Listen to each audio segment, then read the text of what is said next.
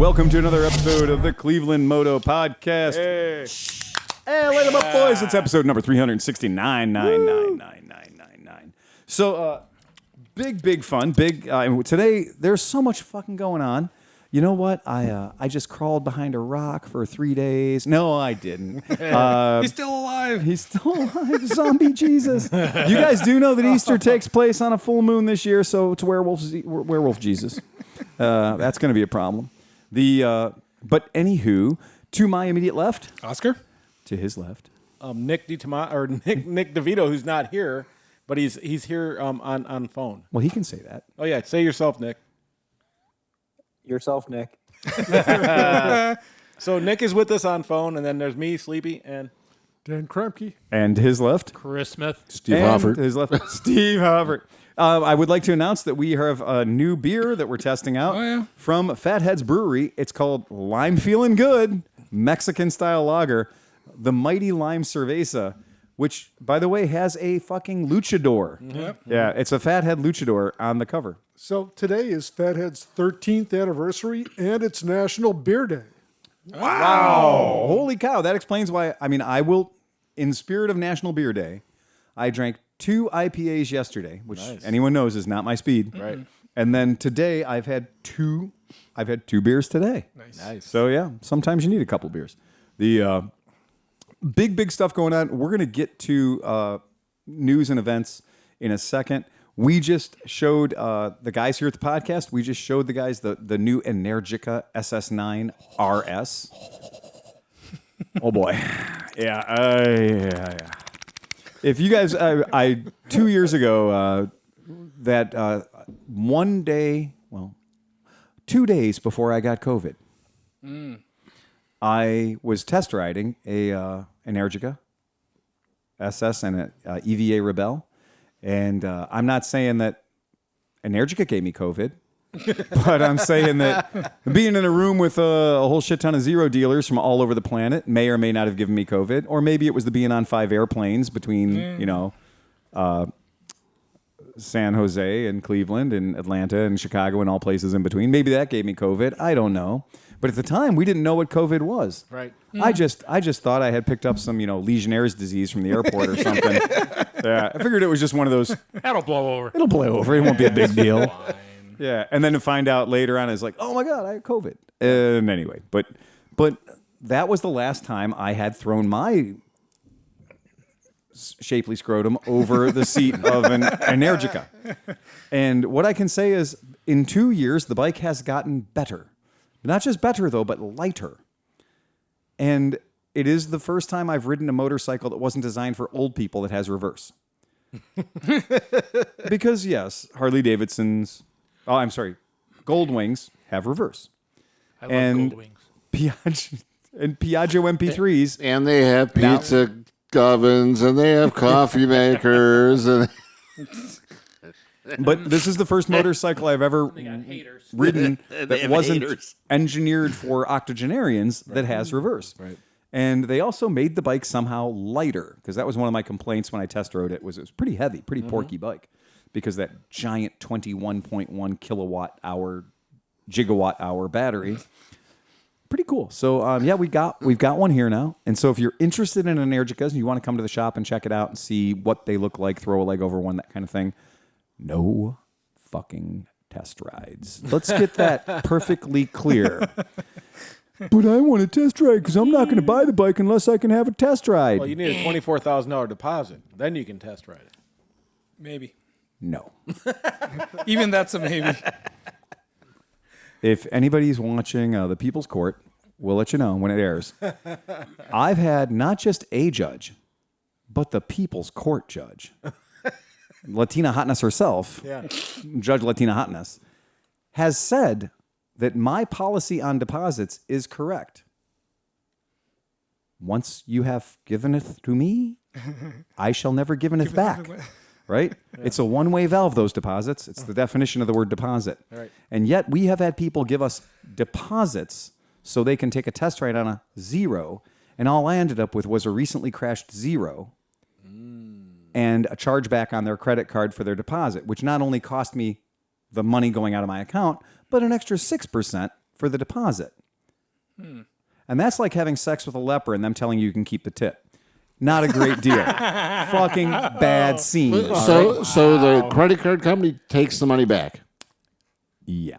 So how can they, if they took the 3% money both back? ways. Yeah, but how can they charge you the 3% No, if they're taking hold the on. money back? Hold on. It's 3% one way. It's 6% the other way. So when you do a chargeback, there is a bit of a punitive to it, a bit of a punishment. So that punishment, once you get a chargeback, is 6%. So yeah. So thank you very much for wrecking my bike, leaving me with a bike I couldn't show anybody because it was all fucked. Like the left side of it was just, recently fucked. And then doing a chargeback on your deposit, which was the exact rule that we made about like your deposit is there to cover damages that you make to the vehicle. So how do you get around that? I mean, You don't let people do fucking test rides. okay. Right. Yeah. You go with that concept that Ohio's director of motor vehicles said they don't let you test ride the chainsaws at Kohl's. That's true. Certain things in life are fucking dangerous. And if you don't want people cutting their fingers off at Kohl's, you don't let them test ride. You don't keep gas in the chainsaws, right? And it turns out the expectation of taking a test ride is probably ill-founded. Because can you really walk into my shop and tell me that you're qualified to operate a motorcycle that has 150 foot-pounds of torque? Unless you just got off a motorcycle that has 160 foot-pounds of torque. Right? And it's also going to be new to you. It's not going to be a bike you're used to riding. That's the thing, man. Right. And we learned that this weekend, too. Like, dragging bikes you haven't ridden in a while. And Yeah. then it takes a good couple hours to get used to them. And then once you're used to them, you're like, holy fuck, I can ride this. But, yeah, I can't imagine jumping on a bike, a test ride bike, and just like, oh, hey, I can do this. Right. And that's why a disturbing number of test rides ends in damage to the operator or the vehicle. A man's got to know his limitations. That's right. A man's got to know his limitations. And honestly, if you don't have the big dick energy to walk up and just say, I've done my research, I'm buying that. Right. You're never going to get any That's the only way I sympathy. buy things. Steve, we buy cars from Japan Sight that unseen. literally are based on 10 grainy photographs with a 1980s camera. Right? It's like they're going to mail us Polaroids and shit. I just wish there were some chicks in those pictures. I would say that. I mean, seriously, they would sell more. I would buy more. Yeah, one company I buy from shoots a video of every car. Yeah. So they shoot a video of the car starting up and being driven around the parking lot and stuff. And that's remarkably helpful. Yeah. Right. Because as opposed to 10 grainy photos, you have a slightly less grainy video. But with the video, you can kind of see the car from every angle. And now they do a camera, a toilet cam. So they just drive the car over the toilet cam, and so you can see the undercarriage of the car as it goes over. I will be more likely to buy from that company because at least I now know what's under the car. I mean, honestly, like, more than a test ride, because most new bikes are going to handle fairly well and brake well, especially electric bikes and stuff. I would say if you could put it on two stands and keep it level and let me sit on it for 10 minutes. Of course, right. That's that a would great be- idea. That's Right. more important just to see if your shoulders and your hands are, Positioning. Yeah. It's like putting a helmet on in the store and walking around with the helmet on for 5 or 10 minutes, right? It's okay. No, but yeah, Right. exactly. We're But not asking you to go fall down in the street to see if the Bang- helmet really bang works. your head against the wall. Right. Does it fit your head? Right. But so it's, does the it's bike realistic. fit your body? It's realistic to put a helmet on in the showroom and walk around the showroom for 5 or 10 minutes with the helmet on. Sure. See if it's There's pressed. nothing wrong with that. No. I have no problem with that. But if you were like, I'm going to go out and drag this thing on the concrete and see how it works. Hey, here's a baseball Go bat. fuck Hit me your helmet. twice and see if it fucking right. fits. Exactly. Right. So that's it. So anyway, but I digress. Anyway, that's how you make a short story long. But Nick is with us. Yeah, Nick, you still here? I have an Energica question. You do fire Ooh. away, Nick. How fast does it go in reverse? Okay, too fast. The answer to that, yeah. So as James found out, it goes too fast in reverse. When you so the trick, apparently the new stupid human trick is going to be when you're sitting on the Energica, or your buddy's sitting on the Energica, and you're sitting at a red light. Convince your buddy to look away for 3 seconds and be like, "Hey, look, is that your old car over there in that parking lot?" And when he looks away and trying to figure out, you reach over and hold the start button on the bike.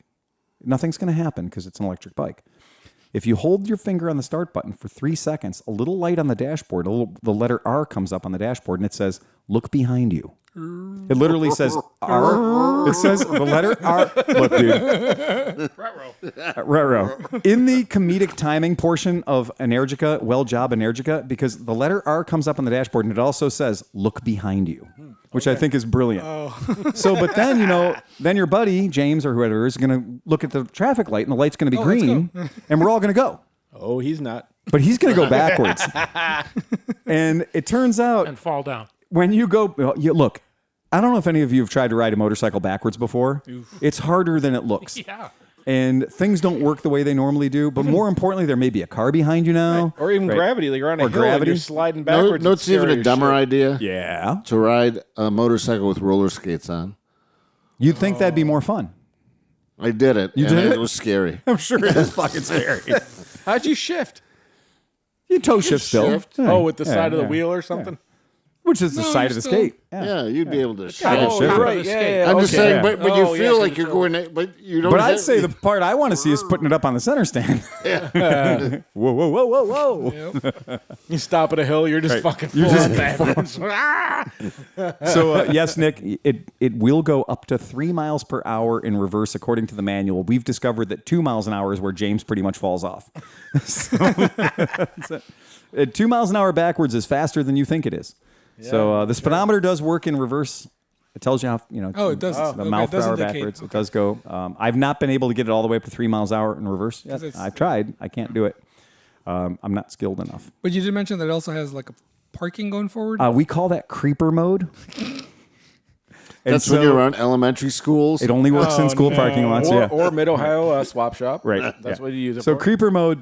creeper mode is if you press the button for 3 seconds, you get reverse. If you press the button again, this is the start button. If you press it again, it says, it doesn't say creep mode, but There's a little guy in a trench coat. the guy with a really skinny mustache.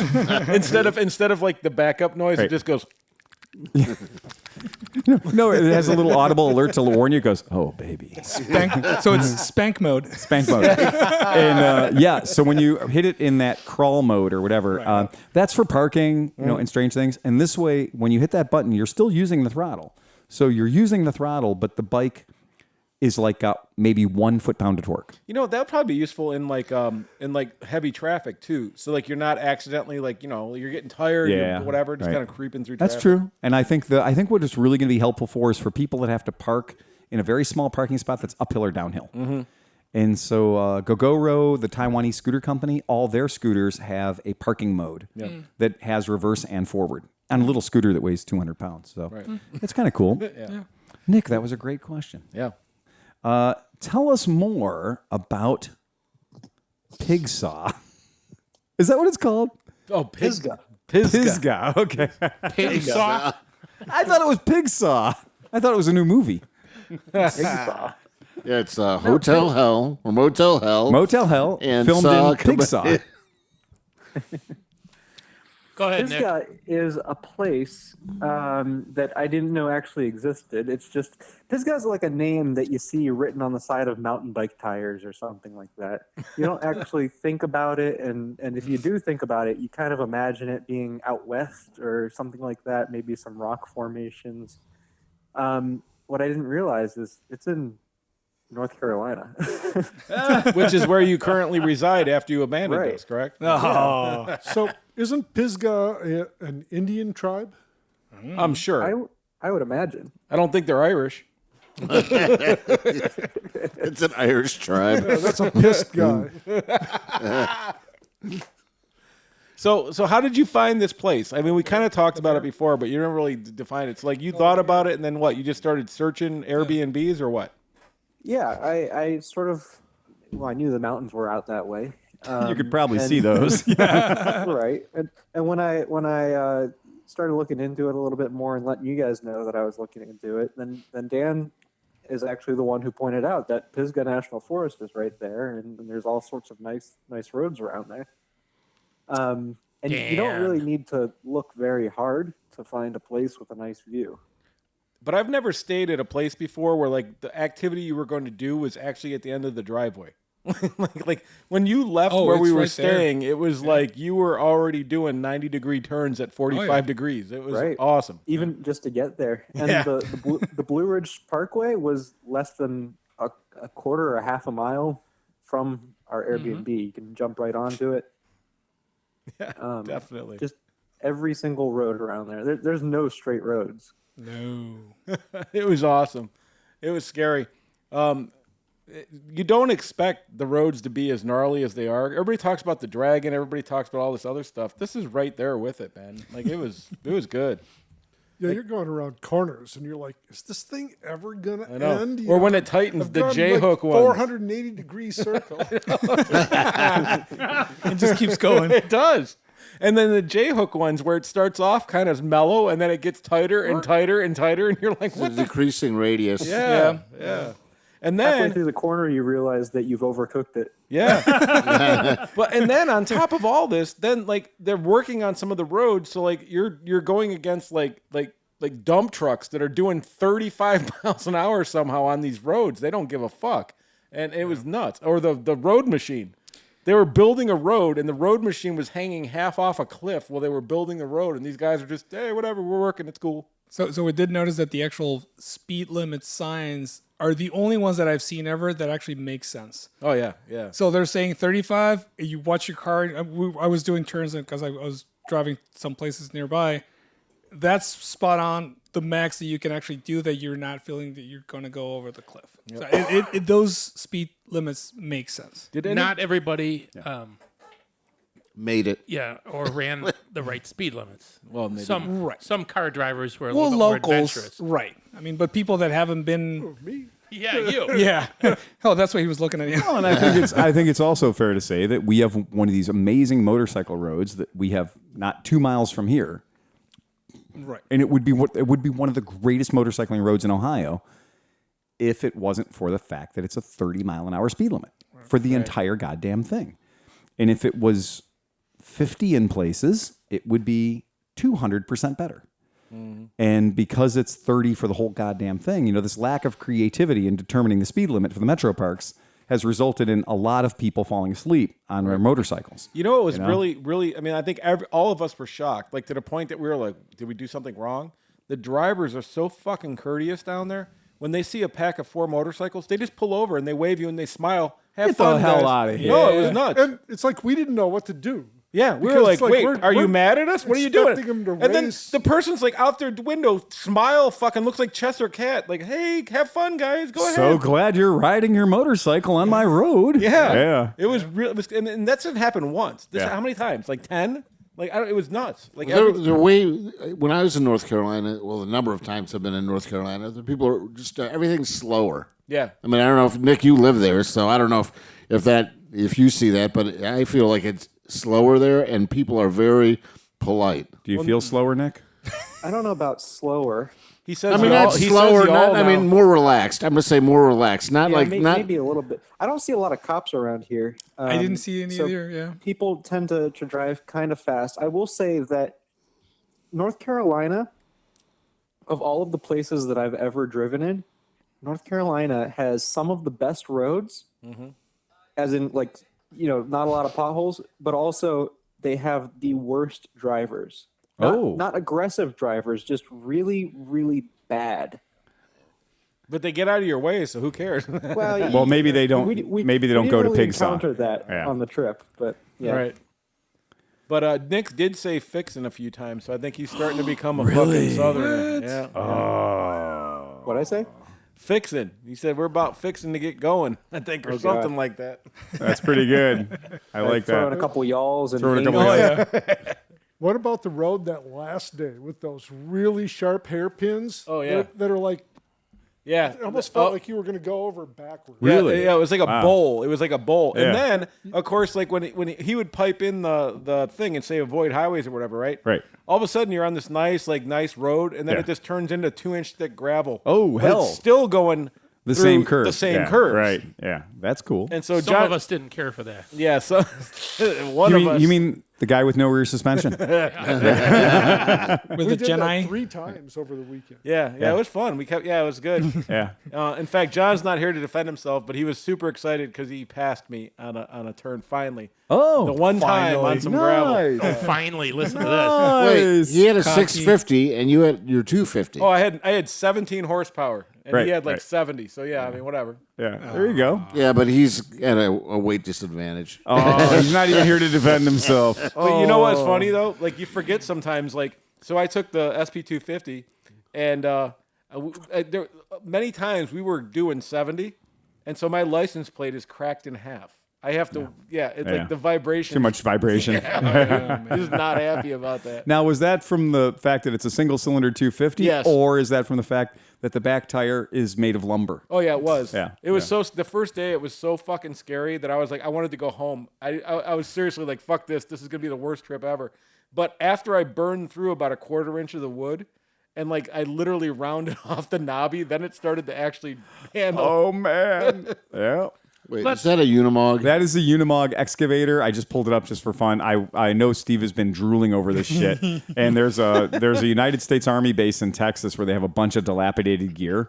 This Unimog is so fucking awful. It's pissed its guts out on the inside of its own front left tire. And it's sold this worthless, broken down piece of shit where the what's wrong with me sheet is like 17 pages. And it's sold for $15,600. I'm going to tell you, redneck German implement fetishists exist. Just like FJ40 people. Yeah, exactly. It's like they don't deserve the vehicle they have. Amen, brother. So anyway, back to Pisgah. Or BJ40s are actually better because they're diesels. So- No, but we did good. Nick found a great place, and each day we kind of had new objectives. So like one day we rode hard, then the next day, as John put it, we did a brewery parade, which was great. And then the next day we rode hard, but also did a brewery parade. Oh, really? And so like toward the end of the day, the riding got more spirited. Well, and the Yeah, crackle, that's always the Yeah. deal, man. Yeah. and we did the crackle cast also. yeah, we did Yeah, that you as did crack well. race. Yeah. I love how you guys found that like ABV equals HP. Yeah. It's like, My SP all of a sudden was 40 horsepower. right, It was exactly. fucking Great. Yeah. Herspers. Yep. Horsepurs. Yeah. So Cinch, talk about the move of the weekend that you pulled. I don't know. What Is day one. Oh, day one. Okay. So we were going on the highway at 9,000 miles an hour or 70 as much as the Everybody, bikes would go. please pay attention to this one. So, and we're going and we're doing it and you know, you're on a mountain. So as the mountain starts to mountain, you know, your momentum slows down. It does. And so we were in this lane and there was a truck doing about 30 in It was the front of me. truck lane. It's the slow lane for trucks. It's a slow lane. But then people on the left of us were doing like 70. And so now my bike was only doing 45 and I had no more juice. So I passed on the right. And Chris you Smith, did? Chris Smith thought that was the worst thing in the world, but Now wait. Now, what did you pass on the right? a semi. But what was to the right? What was the area to the right? Usually a crevasse. No, it was a Rumble strips. Yeah, And yeah, then I was on knobbies. I Guardrail. couldn't tell the difference. Like, you know, it was fine. So Nick and I are behind Cinch. Right. Right. And we are waiting the extra 4 seconds for the car to go by us on the right. Well, yeah, of course. Cinch Can't be bothered. Yeah, whips around this guy on the right, and then the guy who's driving the truck is thinking, "Well, who are these last two fucks behind me? What Right. what are these fucks gonna do?" We should just murder them. Well, so So he locked them all up. No, nothing happened. I made it through and it was fine. So Nick, what is your take on the assessment? Is Nick there? Yeah. One Click. thing that we haven't mentioned is that lane was also ending, Oh, really? which was why the truck was trying to get over anyways. Oh, so he was trying to get over because he'd seen a sign that said the rent lane was ending, So I did the smart thing.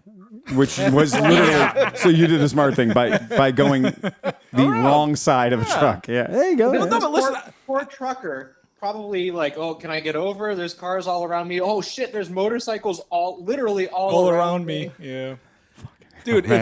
if I would have stopped for that truck, I would never have made it up that hill. I would have been doing 21 miles an hour in Just the stop. left-hand lane. That's fine. Chris would have never survived the wheelie days. There's just no way he would have survived the wheelie days. Well, that is one of those things too. You realize you're like, okay, I'm gonna go fucking totally hooligan. I'm gonna go around this truck on the wrong side, Yeah. and you're like, I got away with it, and you're like, that was one possible outcome, That's one of them. Yeah. right? All the other ones were not so great. Well, no, there also was I lost enough momentum that I got ran over by something Because like this was a pretty big mountain. It was a mountain. It wasn't like we're on Lorraine Road Fair driving enough. down the road. You Right. know? Like, Fair enough. Yeah. That's true. So, I mean, when you're going 70 miles an hour on the highway Yeah. on a small displacement motorcycle, Right. you really don't have a whole lot to give. No, you don't. There No, were, you're there at were the limit. several times where John was having a lot of fun, I'm sure, speeding in front of us to give us a draft. Yeah, we were drafting off John because he's like a brick wall. Again, another big guy joke. Yeah. Well, it's not a joke though. He's a brick wall in front of you. He's a KLR with luggage Yeah. and a You big dude gain on it. 5 to 7 miles an hour being behind John. Oh, yeah. Easy, all day long. So tell me, Nick, I want to know more about. So I saw these pictures coming back from the Airbnb you guys rented, the house you guys rented. Yep. It had a garage. Yeah. Oh yeah. That we Two-car could garage. use. Yeah. 2-car garage. Yeah. Garage door openers, Yeah. painted floor. And the So guy it's- was cool. Nick actually asked if we could park our motorcycles there. He said, "Oh, by all means." Wow. Yeah. Yep. Holy And crap. plenty of space on the De- on the side definitely of the. saving the link to this place. Oh, yeah. Hell That's yeah. not. And what was the name of the road it was on? Dead Cat? Oh no, Johnny Possum- Mack can tell you. Possum Possum Trail. Run. Possum Lodge? Trail. Possum Trail. Possum One Trot Possum Lane. Trot.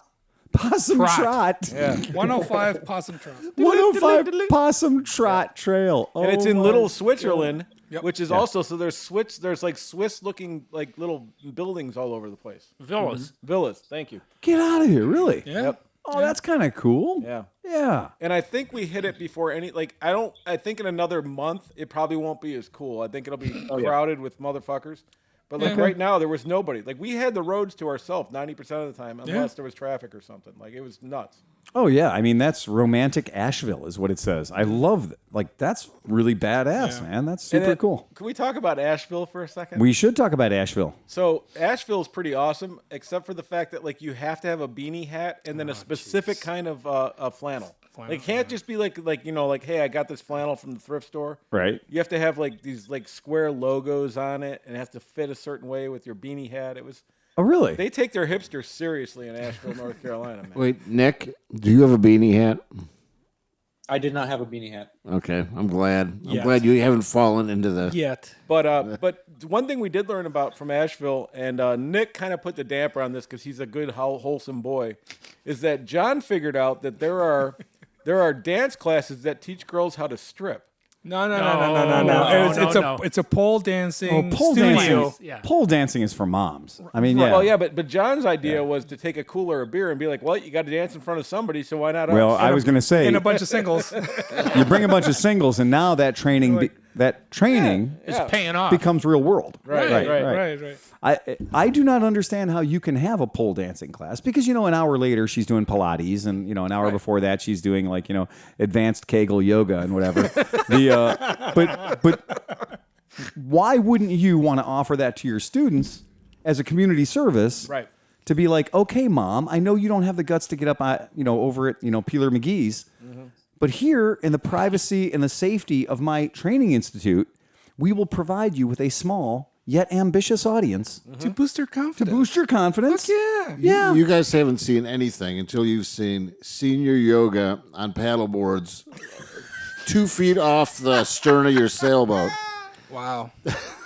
Yep. I don't know if I want to. But I think that would be You good don't because want to. I think it's good for the women with the A, B, and C section scars to get up there and just get a couple of bucks thrown at them. Get some confidence. Get some confident. Yeah. Really turn it up. Right. I'm not saying I got to see everything. No. No. But I guess John's point was he was trying, because Nick is going to eventually get married some year. Yeah, of course. And so we wanted to make this his bachelor party. So we this is bachelor party. We did most of the things except for the bachelor party. One of them. Yeah. One of them.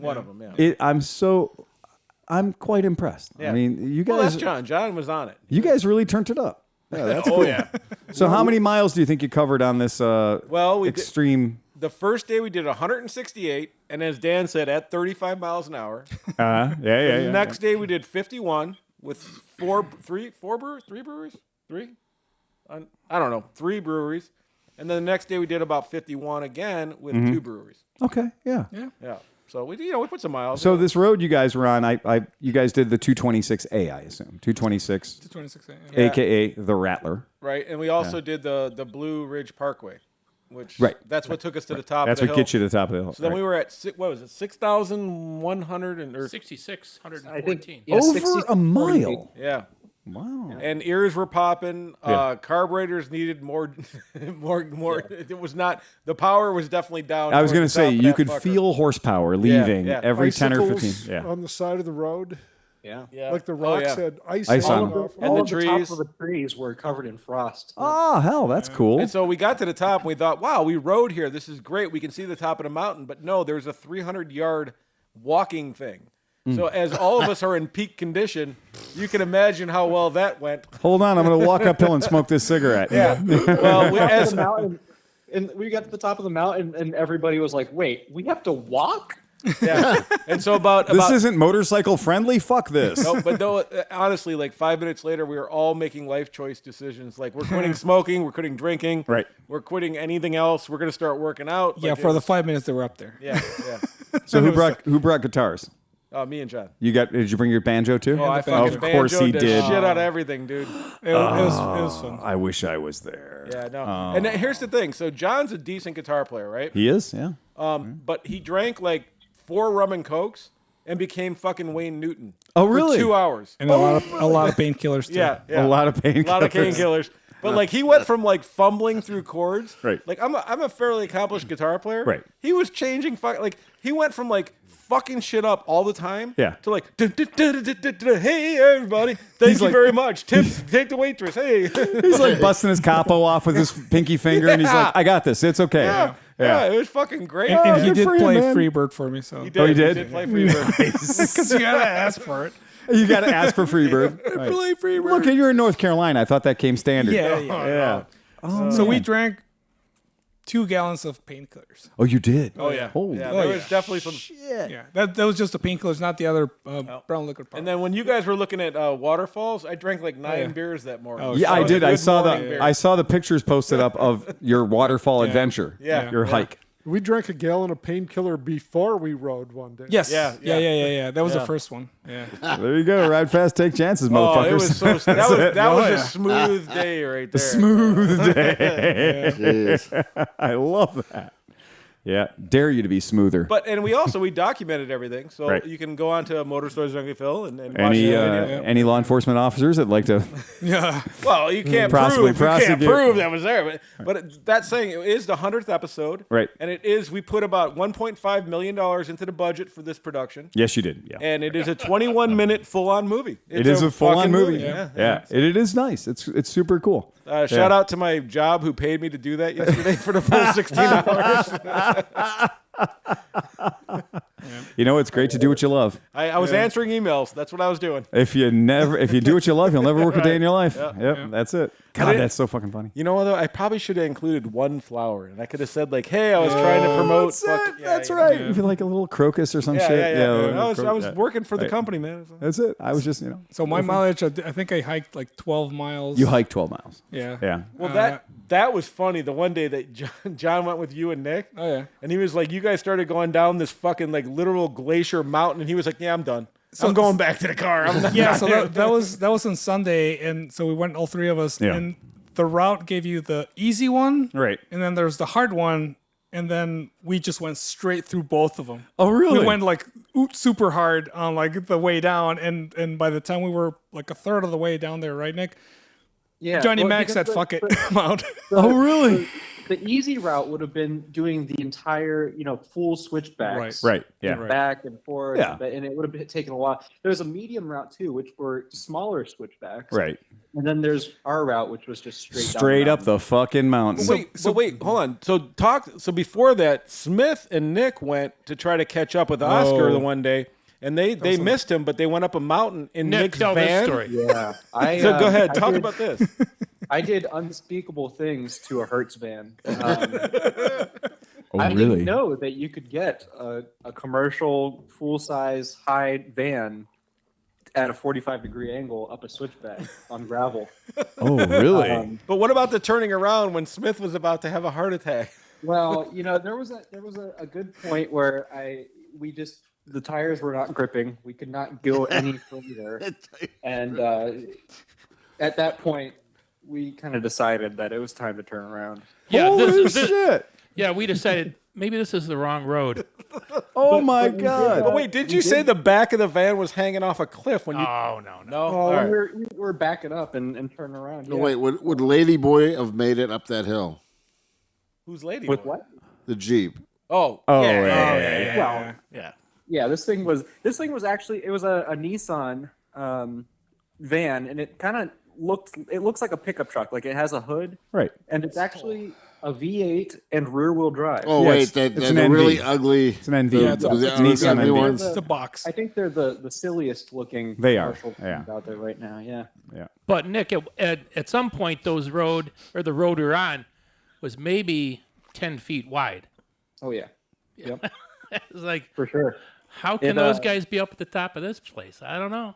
Well, Let's- just hoping let's that there keep was not going. a- well, we got to the top of the mountain, and that's kind of when we realized that there wouldn't be a waterfall at the top of a mountain. No, usually they put them lower. Yeah. They got to build up some steam. It turns out you don't normally get like, I know you grew up, smoking your weeds and looking at your Frank Franzetta posters. And you're like, oh, look, there's the mountaintop with the Pegasus behind it. And there's the waterfall at the top of the mountain. Glistening You're like, blue. That's not how that works. Yeah. Geography. Some bitch. Yeah. So that's fucking badass. It sounds like you guys nailed it. It was good. It was a good fucking weekend. I feel recharged, refreshed. It was good. It was a fun weekend. Yeah. That does sound. Nick, you did a really great job setting that up, man. I'm glad people came down and were willing to drive 10 hours to do this. Yeah. So, I was able to read 280 pages. Yeah, Chris read an entire book. Well, the rest of us were doing ridiculous shit. You look Right. over and Smith was just reading and being educated and smart. Nice. Well, the rest of course. us were dumbing down further. And you were ever able to find the limit of the DJI drone, right? Oh yeah. So another- So once again, so like the bigger drones, they have bigger propellers, whatever. do? I took a tiny little fucker, right? This Yeah. little dude.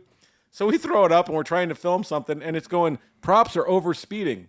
And it's acting weird and fucking up and it would barely almost up just there. barely come down. Air's Well, too thin? Yeah, it's fucking 5,000 feet in the air already. Air's too thin. And Yeah. the props are too small, so we figured it out. It was over speeding, and we almost lost that fucker. Man, yeah, I really didn't think about that, but it does make perfect sense now that you say it. Yep. Well, you know what's funny is like I couldn't figure out why it wasn't working. Then I was super high, laying in bed, and I'm like, "Oh shit, the air's thin." The air's thin, baby. The weed figured it out. Yeah. I don't know what I would have done without that weed. So I want to hear about Johnny Mac and Chris blowing out a tire on the way home On the trailer. Yeah. on a really sketchy. Was that what that was all about? Well, all I know is that I looked down at was it you and me? We were looking at the tire he had on it, which was the Oh, trailer I gave him flat as 2 fuck. years ago that was already needing repair. Okay, yeah. He didn't repair it. He just made it work. But the tire, it was oblong, and the middle part was cracked and bulging. Yeah. So it looked like like the hot water bottles when you push them too far. Oh, yeah, absolutely. That's what the tire looked like. Ooh. And he had 3 bikes on it. That can't be good. No. So they stopped, and what happened? Well, so we're before we took off, John decided to pump those tires up. Thought that would be a good idea. 42,000 psi. So we're whistling down the road on the turnpike or a 3-lane highway at 70 miles an hour, and he decides that he hears something on one of those tires, wants to get out and inspect. I said, well, there's a rest stop up here 5 miles ahead. He says, well, no, just pull it over right here. On the side of the road. Yeah. Yeah. I said, okay. He gets out and comes around to the left-hand side, Mm-hmm. and all I can picture is the semi Yeah. smacking the shit out of him and Right. him being a blur, 100 yards down the road. But he gets around, Did he you ask him for bends the over. keys before he got Yeah, keys are still in the ignition. All right, cool. So he bends over and then he cuts And a that piece, ass crack was like, cuts a piece off the tire because that's what was making this thumping sound it was tapping. that he didn't like. You mean the tire was delaminating? Yeah. Yeah. Now the other thing was on the way down It's he okay. kept It doesn't make that sound for long. yeah, exactly. Well, on the way down, I said, well, why don't we just stop and buy some tires? Let's just replace the tires. yeah. No, he was having none of that. we were down there for 4 days, and there was a Harbor Freight there. Right. Let's go get some tires. No, I'm not having any of that. So coming back, we once he cut a chunk off the tires, then he said, well, maybe we should stop and get some tires. Yeah, maybe. So, 10 miles down the road, there's a Harbor Freight, and they got them in stock, and we pulled over Right. in the confines of the parking lot. We were Right. able to jack it up. No. I mean, they stayed inflated. To everybody's credit, the tire did not have an explosive. It did not. Wow. Okay, It, Wow. it did not. Wow. But we ended up, walking in the Harbor Freight Yeah. and buying 2 tires course. and a ratchet and stuff like that, and got them off and got them. So back on. were you able to buy tires a la carte, or did you buy tires and rims already set up? Tires and rims? Oh, cool. Yeah. Right. Yeah. Oh, that's and he had an inflator, so he inflated them up. Yeah. He had his whole toolbox, so we Right. were able to get everything apart. Yeah. We jacked up the trailer on the left, Yeah. switched that one out, jacked the trailer up on the right, switch that one Yeah, out. because I mean, is that your trailer? Was that It your? used to be mine, yeah. And so those like 8-inch wheels. Yeah, no, they were tiny. They're like they're 8-inch Yep. wheels. Yep. And on top of that, Yeah. so it's a leaf spring suspension underneath it, Yeah. but the leaf springs are questionable at best. Well, it's So- a Harbor Freight trailer. No, it wasn't that. It wasn't that good. Yeah, I think It somebody wasn't made that it. good. But so here's the thing: the suspension now consists of half broken leaf springs and then parking chocks that I used. What do you call them? The worm, the clamps. clamps, Radiator clamps. to put them in between the things so that the leaf springs don't just collapse. They just on don't the fall thing. on themselves. And so now it has suspension, but it's well, it's not even questionable. It was great for a mini bike. I didn't expect you'd have 17,000 pounds of motorcycles on the back. No shit. And of course, Johnny Mac is probably going 52 miles an hour. You think with that thing? No, Yeah. 70. No, yeah, 70 miles an hour. He's whistling down the road like he's on the Bondurant racetrack in Stuttgart, Germany. What about on the curves on that road? He's still going. Oh yeah, going that oh yeah. fast? He's With going like with a those bat out of hell. sketchy tie-down straps. Oh, he Yeah. doesn't. He doesn't slow down. You should see him. He And 2 straps of bike and then just tie it around the back. That's it. You just got to tie them around and cinch them tight. Woof. My God, man. So the real fun part is when Chris Smith gets behind the wheel. Right. I'm doing the speed limit, which Of is course. just Yeah. annoying him all to Sam Hill. that's- All right, get the hell out of there. He's getting back. And that's why I started getting texts because you were driving. Yeah. So then all of a sudden I started getting He the started Johnny texting. Max text. Yeah. Okay, that makes yeah, sense. because now. when John's driving, I'm not texting anybody. No, I'm you're hanging on for dear life. You're holding on to 3 different things. So did you get into the same traffic jam, Sleepy? You know what? We went around the traffic I was jam. trying to warn you guys. I was like, Fuck, Well, you it's did, bad. yeah. And so we got off and went around it. And whether we saved any time or not, I'm not sure. But we probably went an extra, 20 or 30 miles out of the way. But when we got back on, it was clear sailing. So we Yeah. were not in the middle of that. And there's a couple of spots we were going when we looked to our right, and there's the highway, and it looked like they were dead stops. It was So, 10 miles of dead stop traffic. yeah, It was yeah. nuts. So we So got I- around that. I went home the long way. Well, which is- yeah. So only 30 miles of interstate between where we started and Charleston, West Virginia. Okay. Yeah. But I got home before either one of those guys. Yeah. Oh yeah. Right. Yeah. But Dan drives fast. And takes chances. Hey, Sleepy. When you got that Harbor Freight trailer, what did you pay for that? I didn't. Wait, which one? That Harbor Freight trailer, the red one. No, Well, the one that I used to be didn't. Get, red. I got that from a dude. So it was a 3. It's free. It's a Wait a 3. second. I'm sorry. I asked you what you paid for that, and the answer was, I got that from a dude. Well, no, but so like- for the people that don't know drug culture, so if you're not versed in drug culture, when somebody says, what did you pay for that? And you say, I got that from a dude, that means that no currency traded No, hands, definitely not. but there was a Right. bag of something. Right. Right. So yeah, I got that from a dude is code for dollars don't work that way. about $200 worth of friendship. Right. Exactly. I got that from a dude. So what's that thing worth? Brand new retail out of the crate. $400. No, that's not. $400 It's bucks. not the same trailer. It is the same trailer. That's not a 3-rail. This is a And- 3-rail trailer. Did it have the 3 wheels, or did it become a 3-rail? It's been a 3-rail. It's a 3-rail. But it wasn't a 3-wheel when it left Harbor Freight. No, it's not a Harbor Freight trailer. I swear to God, it's not a Harbor Freight Are trailer. you sure? No, it's worse than a Harbor Freight trailer. Jeez. it does look Harbor Freight implies this century. yeah. It does look worse than that trailer. It does look does, worse than it that does. trailer. Because I was just casually observing the internet here, and I was going like, worst case scenario. I got it from a guy in Illyria who was very excited to trade it for whatever he was getting. And it had no rear So I believe the running term lights is at all. No, it did. a methamphetamine enthusiast. No, it didn't. No, I no, put new ones on it, so he must have fucked them up. No, he did mention when he got there the first day that They fell off? He had issues with his wiring. It was from the him, car. yeah. It was from him. his. Be that as it may, in the dark. Oh, sure. It had no rear running. Sure. lights. Okay, but that's not my. The was an lights invisible work. trailer. The lights work. The only I thing fucking cheaper made- than Cinch's trailer Yeah. are the straps that he uses to tie down his bike. And the only thing cheaper than that No. is- Not me. Oh, I- wait. no. In New York, your straps were shit. Yeah, well, that's why I learned my lesson, and I bought good fucking straps after that. Now I have Honda fucking like 3-inch wide, good Branded fucking You straps. got to have Yeah. the Dan Kromke straps. Well, that's what I have. I have the same kind of good straps that he has. No. You should have seen the Kromke trailer. No, I saw his. His trailer's awesome.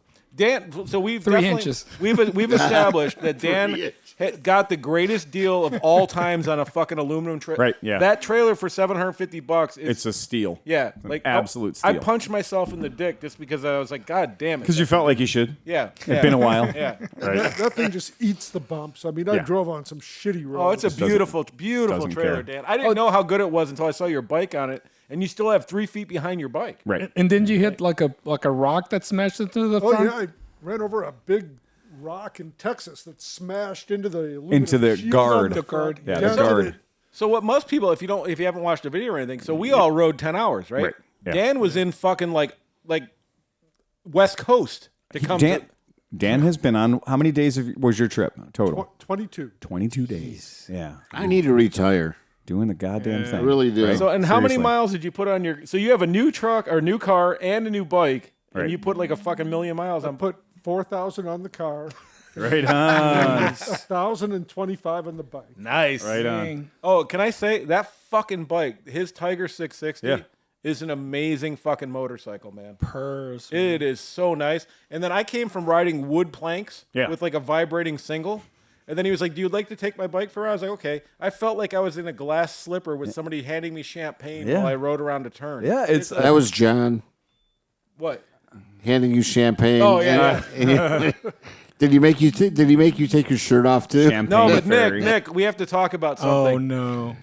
So Nick, and Dan and John were all on the downstairs floor in different room. Me and Dan shared a room with different beds and stuff. And Nick was on the couch and John had a bed. With different beds. With different beds. Just making sure people know, we might have snuggled a little No bit. Whatever. judgment. No judgment. All right. But in the middle of the night, I heard Nick going, no. And I'm like, should I check on that? I'm like, nah, never mind. Fuck it. But then I was like, I know John. And I'm like, I wonder what he's doing over there. So what happened, Nick? I don't remember, but I know John got up that night to get a receptacle to catch stink bugs. Oh, yeah. So- Stink bugs. so That's what he's he- calling it these days. He must have did something. Well, were you sore at all when you woke up? Or you are? No comment. Good answer. Good answer. Very good answer. Yeah. You didn't join the cam. Well, you know club, what? Did you? He would have joined the Mile High Club. 'cause Right. We were literally a mile fucking high. Oh, shit. Great, man. That's fantastic. It's again, do that. The other interesting thing Go to to me was Pisgah. we pulled over off the Blue Ridge Parkway at some scenic overlook, and it was something gap, whatever. And so Cinch is trying to get everybody's photo in front of the sign, and so Cinch is standing off to the right of the sign behind it. And then he kind of gets a feeling looking behind him that there's about an 80-foot drop, and starts to have a little anxiety to the point he says, "I got to get out from behind this. Yeah. I got to get on terra firma." And then John just goes where I was, and he was cool with it, man. That was fucked up. Like, literally, like, if you lost grip, you were done. You're done. In fact, the video represents that. We would have hauled you back up. Yeah. It was. That was pretty gnarly, man. It was scary. Well, even standing in the parking lot, I was kind of I'm terrified of heights. Me too. So on the bike, I felt totally comfortable. Going around the corners, right over the cliff. But when we parked, as soon as I stepped off of the bike, I was like, "Whoa, I don't like this." The first day we rode, we left the house, and it took me about 20 minutes to stop having vertigo. I was getting dizzy and sick because, like, as you're going through these fucking 45 or 90 degree angle turns, to your right or left is nothing. there's just fucking like space and you can Drop off. Yeah, and it's really hard. Like when they tell you that you have to look where you're going, you really have to look where you're going on these roads. Because if you fucking fixate on something, there's not a lot to stop you from. Should we talk about how the Janus had vertigo? What? Yeah. Tell me more. Well, the Janus has a scratch on the fucking crash bar, but it didn't crash. So we are waiting for the traffic lady to say go. She's going to stop. Which is 25 minutes, by the way. Like they it's not like a thing where they have a sign where they flip back and forth. Right. This truck goes up and takes people, Right. and then he gets to the top, and then he gets more people, and then comes down. And so if you catch it at the wrong time, Oh, you're gonna wait for it to you're go both 30 ways. minutes. Like Oh, we're boy. shutting Yeah. bikes off. Right. Whatever Yeah, I say. so the lady said it's going to be 15 minutes. So we Yeah. all turned our bikes off, put the kickstands Yeah, down, right. and walked over. I no sooner put the kickstand down, I start walking over to the guardrail. It says, hey. Yeah, I couldn't grab it fast enough. But here's the thing, Chris didn't realize because you get so Downhill? used to angles. Yeah. Yeah, we were like this. Yeah, you don't know you're going downhill. Right, yeah. Forward Right. and the- Yeah. Well, it just plain fell over on its Right. side. Yeah, Yeah, because yeah. gravity But is I a mean, cruel mistress. Yeah, but it was a half a millisecond an hour. It was Right. like Yeah. it was like it was Yeah. so in my mind, especially when you see it, Yeah. it was like Right. you know. If only I could run faster. Yeah. If If I was only Doctor Strange, I could have fucking stopped it. If only I wasn't underwater. Yeah, right. Right. Well, then at that same stop, two guys rolled up behind us, one on a BMW bagger, and I the was- other guy on Yes. with like a KLR. Or something. No, it was a 650 XL. It was a Honda 650 XL with fucking slicks, and they were 70. A 650 XL Like Supermoto. Yeah. Right. But dude, these guys were like 70. Yeah. And they're like, how y'all doing? We're like, oh, all right, great. So they started following us. We went. About Yeah. 4 seconds later, They were like, "Fuck you took guys." off. Yeah. And then we hit the straightaway where we could see. Yeah. And They were couldn't- gone. A mile ahead of us. They'd been raptured up. Dude, Yeah. these guys must live there. Yeah. Like, they were straight up like fucking the doctor. Absolutely. Like, insane. Yeah. But their accents you couldn't understand. Like, well, y'all bought a shower. I'll tell you what I did. Fucking ass. We're like, yeah, okay, cool. And that's when you got a guy on an XR 650L with 17s and slicks. yeah, right. Yeah. Guess what? Guess what he does for a living? Well, and the other guy was on a Goes GS. fast. He was on a Right. GS 1250 with full bags. Yeah. Fucking just scraping the shit through the turns. Did he have the, did he have the mandatory jumpsuit though? Oh, he did. He had No. the. Go ahead. No, go ahead. No, what you have those? What is it called? The Arrow stitch. Oh, it's an arrow Yeah. stitch. But he didn't have the full suit. He may have had a jacket. Oh yeah, no, that's all right. But when He you have was- the full he was like, wearing cinch jeans. you know, or, the- hopper jeans. Hoffer jeans. He was open knees. Yeah. He was open knees and an arrow stitch. yeah. Yeah. I'm going to do get a that. 2-piece arrow stitch just so I can wear shorts. I have an arrow stitch jacket and I wear shorts. Right. Yeah. Well, it'd be really cool if you had arrow stitch that had the zip, like the arrow stitch zip, the leg zip. If anybody's ever worn an arrow stitch before, you'll know that there's a certain way you get in and out of them, and it's very unnatural the first time you've done it. And but yeah, you think about that, like for Hoffert, his zip only goes 3/4 of the way down. Right. It's like a a romper. It's a romper. It's an arrow stitch romper. Oh, that's brilliant. Holy shit. Somebody needs to work on that. Moto Bandito, if you're listening, we need that. But I had a thing. So Nick was upstairs cooking some shit, right? And so Wait a second. Okay, When did this turn what into shit were you heroin? cooking? Come on. no, he was like, Oh, no, he cooking- was actually cooking food. Yeah, cooking food, Right, you know. yeah. And so my stomach Bacon. was not having a good day, so I was downstairs working the bowl, right? And as soon as, And now, I'm sorry again. For those of us who don't speak drugs, I was shitting. were you I shitting? was actually on the Okay, bowl. I thought maybe. No. I thought maybe that was another drug reference. Taking a dump. No, I was. Plus I we think that- figured out. We're gonna need to have a translator for the drug impaired. Plus the downstairs bowl, we figured out why there's a 1-gallon jug downstairs. Oh, it's the booster. It is It's the the Yeah, booster. yeah, It's you the need booster. that. It's that fights gravity. But Yeah. just as I unleashed hell, right? The fire alarm went off, and I was so proud of myself. I'm like, "Holy shit, I did it!" You blasted I the fucking fire alarm. blasted the fire alarm. But unfortunately, Nick was Nick was cooking making or bacon. some Bacon, shit like yeah, it was that. bacon. And fucked the whole place up. Making Bacon, bacon. He's making bacon. Nick was making bacon. Speaking of cooking, Yeah. hats off to Johnny Mac Oh, and his fuck yeah. Pulled pork. tasty pulled pork that he ran up. He brought up a pork butt Yeah. and smoked it up in Nick's cast iron. Yeah. So thank you for sounds Nick great. for bringing the cast iron. Yeah. Oh, that's really cool. He trusted that shit too because he put it in there and you guys all left. And it was just, I went to cook something. I'm like, Right. what is this? There's some kind of fucking flesh thing in the fucking oven. Flesh thing. There's a fleshlight who's cooking in the oven. Sounds a little flesh heavy to me. Question, because you did mention. Yeah. So, I mean, the idea, every time I've gone to Blue Ridge, every time I've gone to the Parkway, every time I've gone to the Dragon, every time I've done Charahola or Moonshiners or all the roads that are down there and exist and are fun, you guys ran into some local talent. Oh, yeah. Right? You guys ran into local talent. You get a 72-year-old guy on a goddamn, He a looks Supermo. Imagine Hank Super Hill. slow. Imagine Yeah. Hank Hill Yeah. riding the fucking XR 650. Well, XL 650. yeah, we have friends like Well, it would be an XR 650L. XR. it's an RX 50L. Okay, That's exactly yeah, right. right. Metal gas tank, Yeah, the whole nine. easy on your budget. And it Same was one that fucking they've been making for 30 pristine. years. So. Pristine. Like this motherfucker polished it every day. Yeah, It's a great bike. I mean, it's it is, probably a very, and it's a good value too. That's Compared the to point. like, yeah, right. you- Well, whether you bought it in '83 or you bought it last week, 2002. it's the same price. it's the same price. Except for hey, shipping has gone up to Shipping's gone up to $782. $700, right? Exactly. So, what I've learned about going on these mountain roads is usually when we do things like the Dragon or we do Charahola, we used to do them on weekends, but it got too crowded. And so, how did you guys find? Was it crowded? No, because it was 50 cold. degrees. Like Oh, really? we had to wear gear. Like Yeah. you had to wear pants and full jackets.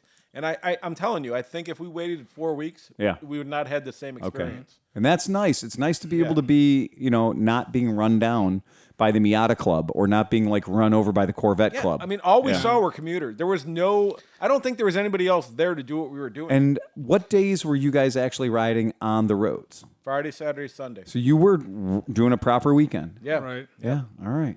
No, Nick nailed it. Like this, like we were debating on what week to do it, and Nick kind of pushed for this weekend, and it was the right. This is the right weekend. To do I only saw two cars, so it was and they were both together. There was a Porsche and a Miata right behind him. Yeah, Those it are was- the only two right. convertible cars. And that you Miata know was they're- like, if this fucking Porsche gets out of my way. right. That was it. Over the whole weekend, that was the only two cars that I saw that were. Yeah, that's always touring. the challenge because Right. for years, when we would say, putting a group together to go to the Dragon, they have the hotel there. That's nice. You have a lot of resources. But the problem is, if you have like this great idea where it's like, okay, it's going to be tough, but we're going to take some days off. So, you can't go there on Saturday. You can't go there Friday, Saturday, Sunday on 129. You just fucking can't do it. It's yahoos. It's constant fucking yahoos. It's guys on Gold Wings and Electric Glides completely over the double yellow, like, oh, go dipping your toe in some mustard there, buddy. But no, these dudes are awful.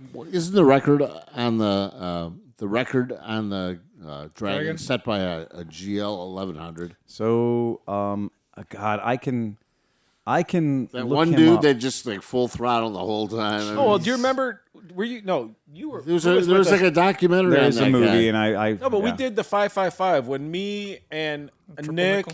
and a bunch of other guys did the 555. Yeah, you were with us. Do you remember the guy on the Gold Wing with the passenger that fucking smoked us and was going through the fucking he turns? was, Like, yeah, he was awesome. he was fucking And then awesome. there's a guy in the Tesla that was like, Yeah. Whoa! Yeah. Yeah, and I'm going to tell you, Steve was the guy that was, and I do not know, I have not talked to him in ages, but Steve was, I think he was testing tires for Metzler at one point when I talked to him, and he was old then. But yeah, he'd run a fully laid out GL 1800 and with a giant cup holder in the middle of the tank full of ice gyro chips. one? No, it just- was stuck to the thing full of ice chips, and he'd just chomp on ice chips because he was not smoking, not drinking, chewing on ice chips, going about 1,000 miles on the Dragon. 1,000 miles on the Dragon. But anyway, that was Steven. God, I can't fucking think of his last name. But anyway, he shot a video 20 some odd years ago. that's what the Where Geo he's- with the two headlights. With the Vetter fairing with the two headlights. So The two anyway, round he's headlights. legendary. Yeah. And he shot this video back when video cameras weighed 73 pounds. And he shot this video, and you can see him like coming up on a Corvette, and he just evaporates the Corvette.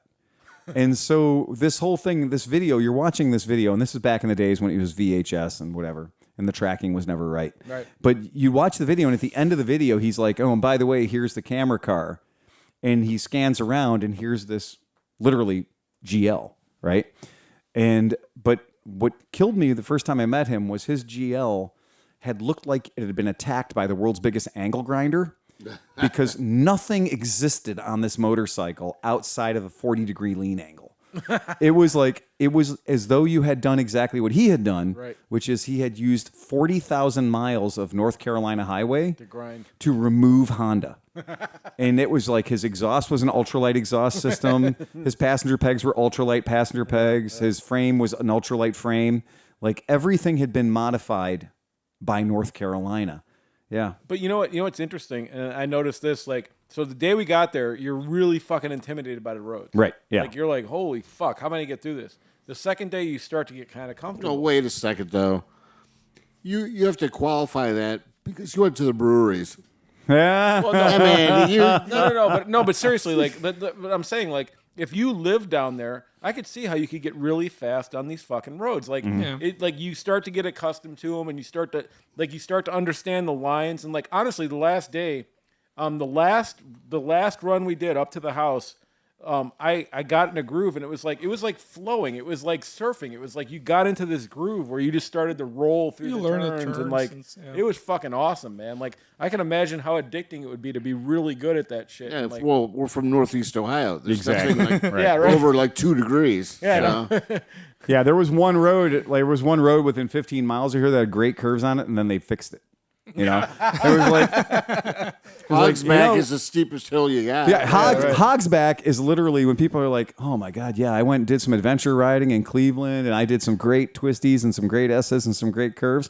It's like you went down Hogsback, didn't you? Right. It was insane. I'm like, yeah, it was 73 feet. Yeah. Well, you know, and it's interesting is like when you have to pop your ears 15 times in a Yeah. 4-mile Oh, ride. yeah. Right. It's like there's a lot going on. Absolutely true. Now, another thing I noticed is the 2 out of the 3 breweries that we went to had on draft their own ginger beer. Yeah. Their house-made ginger beer, which is Was it good? Because I love ginger beer. but the sours down there are nobody fucking good, nobody too. makes ginger beer around here. And 2 of the 3 places had house-made ginger beer, and I brought a crowler back of what the Hillman Beer Company. That was a cool brewery. That was a really nice brewery. Okay, that's all I want to say. There you go. Oh, that's totally But fair. they also had sours that were really Yeah, good. yeah. That like, you usually don't get sours on tap. That was pretty cool too. Yep. What was the red one we had was that Hillman? No, I had the same one you had. That. No, that was the one where you guys drove through the field of dreams or whatever it was, circling around. That was like a raspberry ghost. Ghost or Ghost, something. yeah. Yeah, that was good, man. That Yeah, was sours are for the guys with the beanies and the square flannels. So I'm a sour I'm guy. drinking one right now. now, wait a second. I have to ask a question now because there was some talk of off-highway. Was there any off-highway? Oh yeah. So Not on purpose. no. Right. And that's the tricky part. Yeah. So yeah, Chris wasn't super stoked about this, but we had a really good time. So like sometimes when you're going on roads, they're paved and they're beautiful and everything. Right. And then you pass a person's house and they just turn into 3 inches of gravel. But the hills don't change, and the 45-degree angle and 90-degree angles don't change. Right. And the camber and caster and all that shit. Okay. But then there's like moms driving their fucking grocery getters down the same road. So now you have like dust flying up, and you're doing 40, and you can't slow down because if you do, you're dead. So you have to go around the car, and it was pretty. It was But fun. nothing with the Benelli and the SSR. No. No. Okay. No. Okay, wait. So when you hit the gravel roads, Chris was still on the Janice. Yeah. So he was at a big disadvantage. I love the way Well, he that only now we went have to one- pause I know. Yeah, to you went to figure work it out. about and you were on pronunciation. that SP, 250. yeah. So you are basically I'm on a dirt Enduro, bike. I'm fine. and John had the KLR. Yep. And you had. 660. He was fine. So how did you do on And that then bike? That's what I. Nick had the Super Hawk I mean, 305. it just has street tires on it. So yeah, so you and Nick were at the big. I mean, Chris, of course, was at the biggest disadvantage, Right. Because he didn't have the suspension. But how did you do, Nick? And I mean, you said that your Dan bike, killed it. Dan's a your good triumph's gravel good. rider. He's a good gravel how rider. was we the want to Super hear Hawk, from Nick? Nick. I thought I was Yeah, I going mean, really we- slow, but Yeah, we weren't really going super fast. There were a couple corners where you could feel Yeah, I mean, it depends on how you're riding it. If I dragged the front brake, then you can sort of feel the front wash out a little bit if you're going too fast. But yeah, we were just crawling through the gravel, really. Well, some of us. Well, yeah. But we ended up at one point, though, it was really, everybody talked about this geyser. We're like, oh, a geyser, right? But I think what it is somebody like piped the river through a thing, and then they made a little fucking 3-foot chode. It literally looks like a penis. Chode? And it's shooting fucking 40 feet of sperm into the air constantly. Oh, yeah. It's fucking Did amazing. you guys take a picture or video? I have video, and I forgot okay. to put it in the goddamn video. But, right. like, I'll yeah, make another one. it's this little fucking chode. It's like, do you guys remember the name of it? It's a water fountain. Yeah, that's all it is. It's a Andrews simple water Geyser? fountain. Yeah, it's called Andrews Geyser. Okay. And it looks like a tiny, like, child penis squirting into the fucking air. Oh my God. Andrews Geyser. Yeah. Yeah. All right, Cinch, tell us about the butt plug. Now wait. Oh, yeah. So was that Andrews? Was that Andrews geyser? Yeah. But it's just like a little Yeah. penis looking thing. Okay. Yeah, there it is. All right. You got it right there in the big, go to the right. Well, that's not. I mean, that's Yeah, not. leave it to Cinch to see a child's penis there. I was gonna say. Well, I was once a child and I had my penis and it was that big. So that's what I'm saying. Was Like, was it going that high though? yeah, that was yeah. it. And that's the way it peed. It was just like feels like it spray looks like a over And fountain. then another faux pas of North Carolina is they have this thing that apparently is supposed to be like a huge arrowhead. It's like 9 feet high and fucking 5 feet wide. It's the town's like symbol, but it looks like a giant butt plug sitting on. I sent the picture to the guys and I was like, this is a butt And plug. this thing was plastered everywhere. Yeah, Yes. it was like people were proud of the. Banners throughout town. They were. Oh, there it is. You got it. Wait. It's a fucking butt plug. Come on. Not joking. Straight up. It's tapered on the. it's a fucking butt plug. It's a butt plug, dude. It's got Liza's name down below there, too. in Aztec. Yeah, I mean, not for nothing, but one, that's not an arrowhead. No, it's not. That's a Liza. That's a butt plug. I mean, any way you look at it, it's got a base and everything. Right. If it had a suction cup on the bottom, it wouldn't be more obvious. No.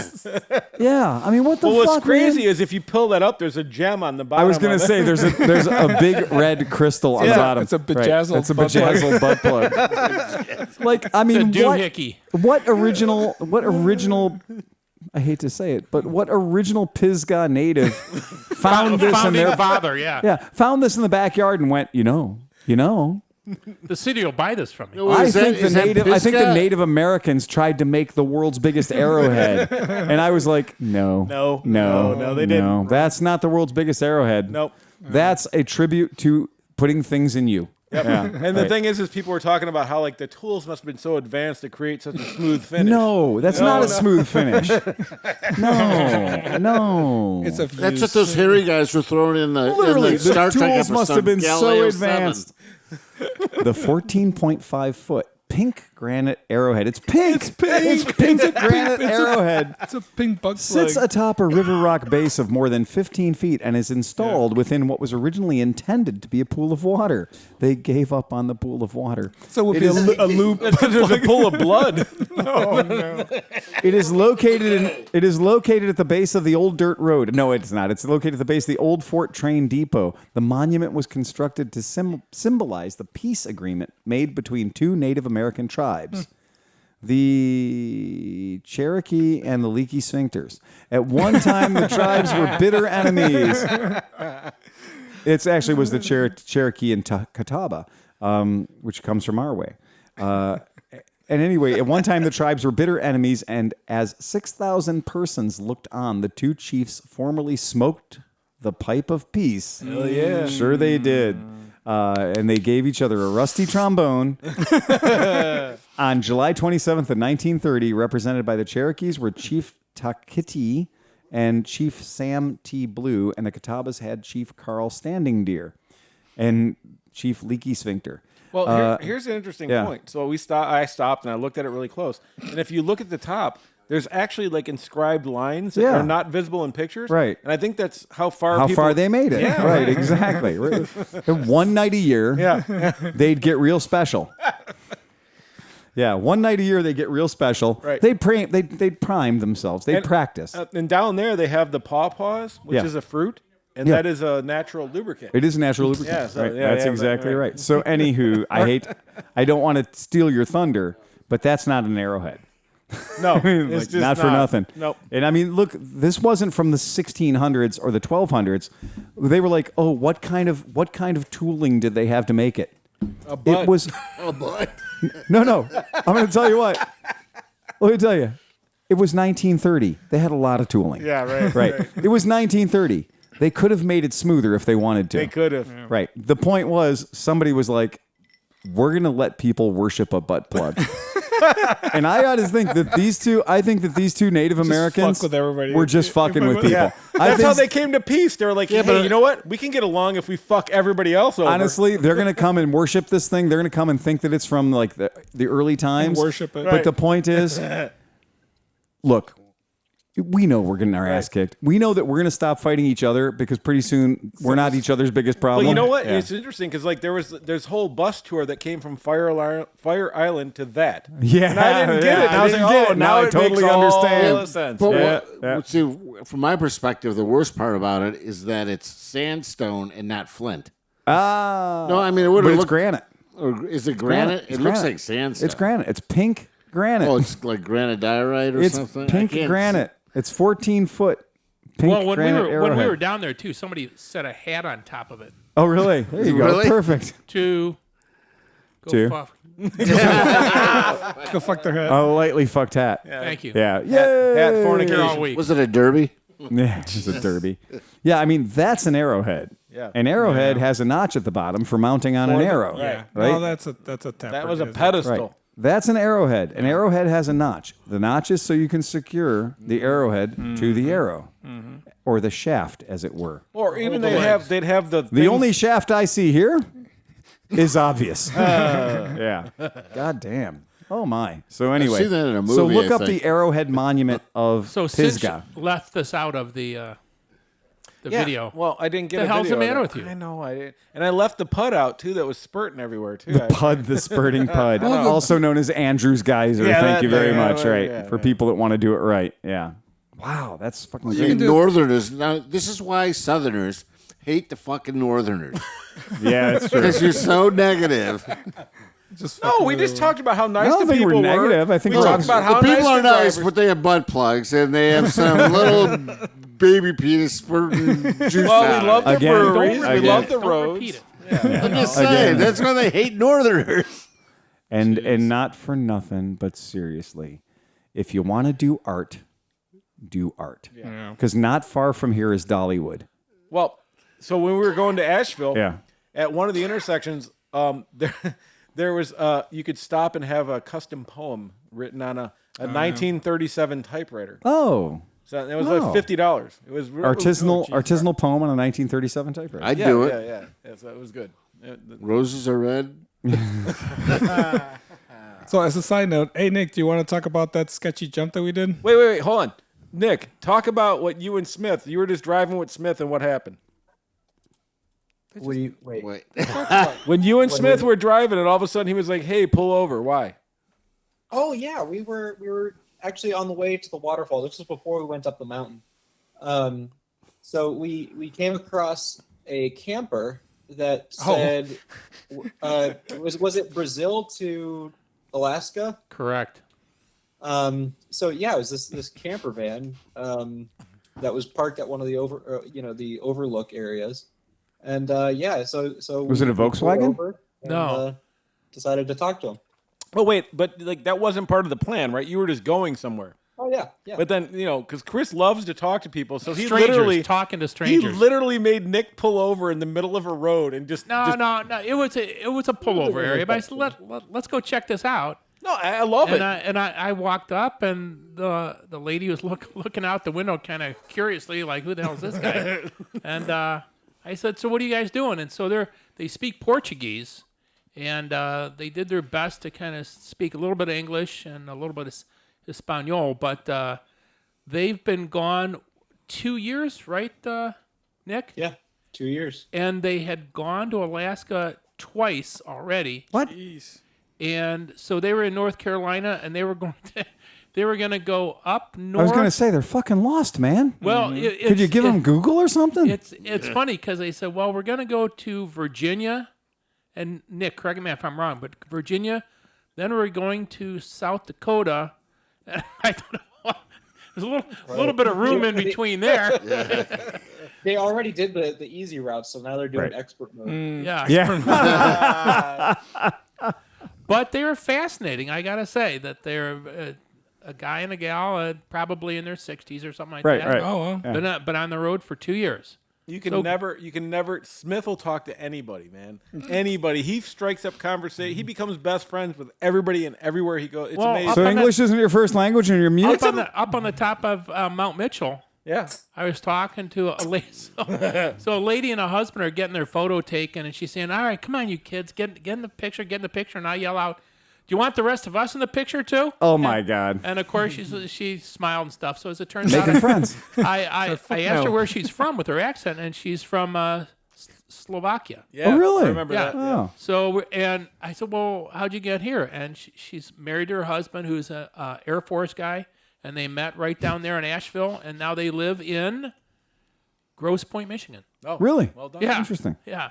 So And this is why people that come to America from other countries appreciate Chris Smith. sit there and go like, Americans are so weird. They'll just like come up to you and talk to you like they've known you for 25 years. Yeah. And they're just like, I just want to be me. I just want to experience the whole thing. But Smith has a way of turning. Like, so when me and him went to get the beer to one time in Michigan. Hold on a second. I do have a question.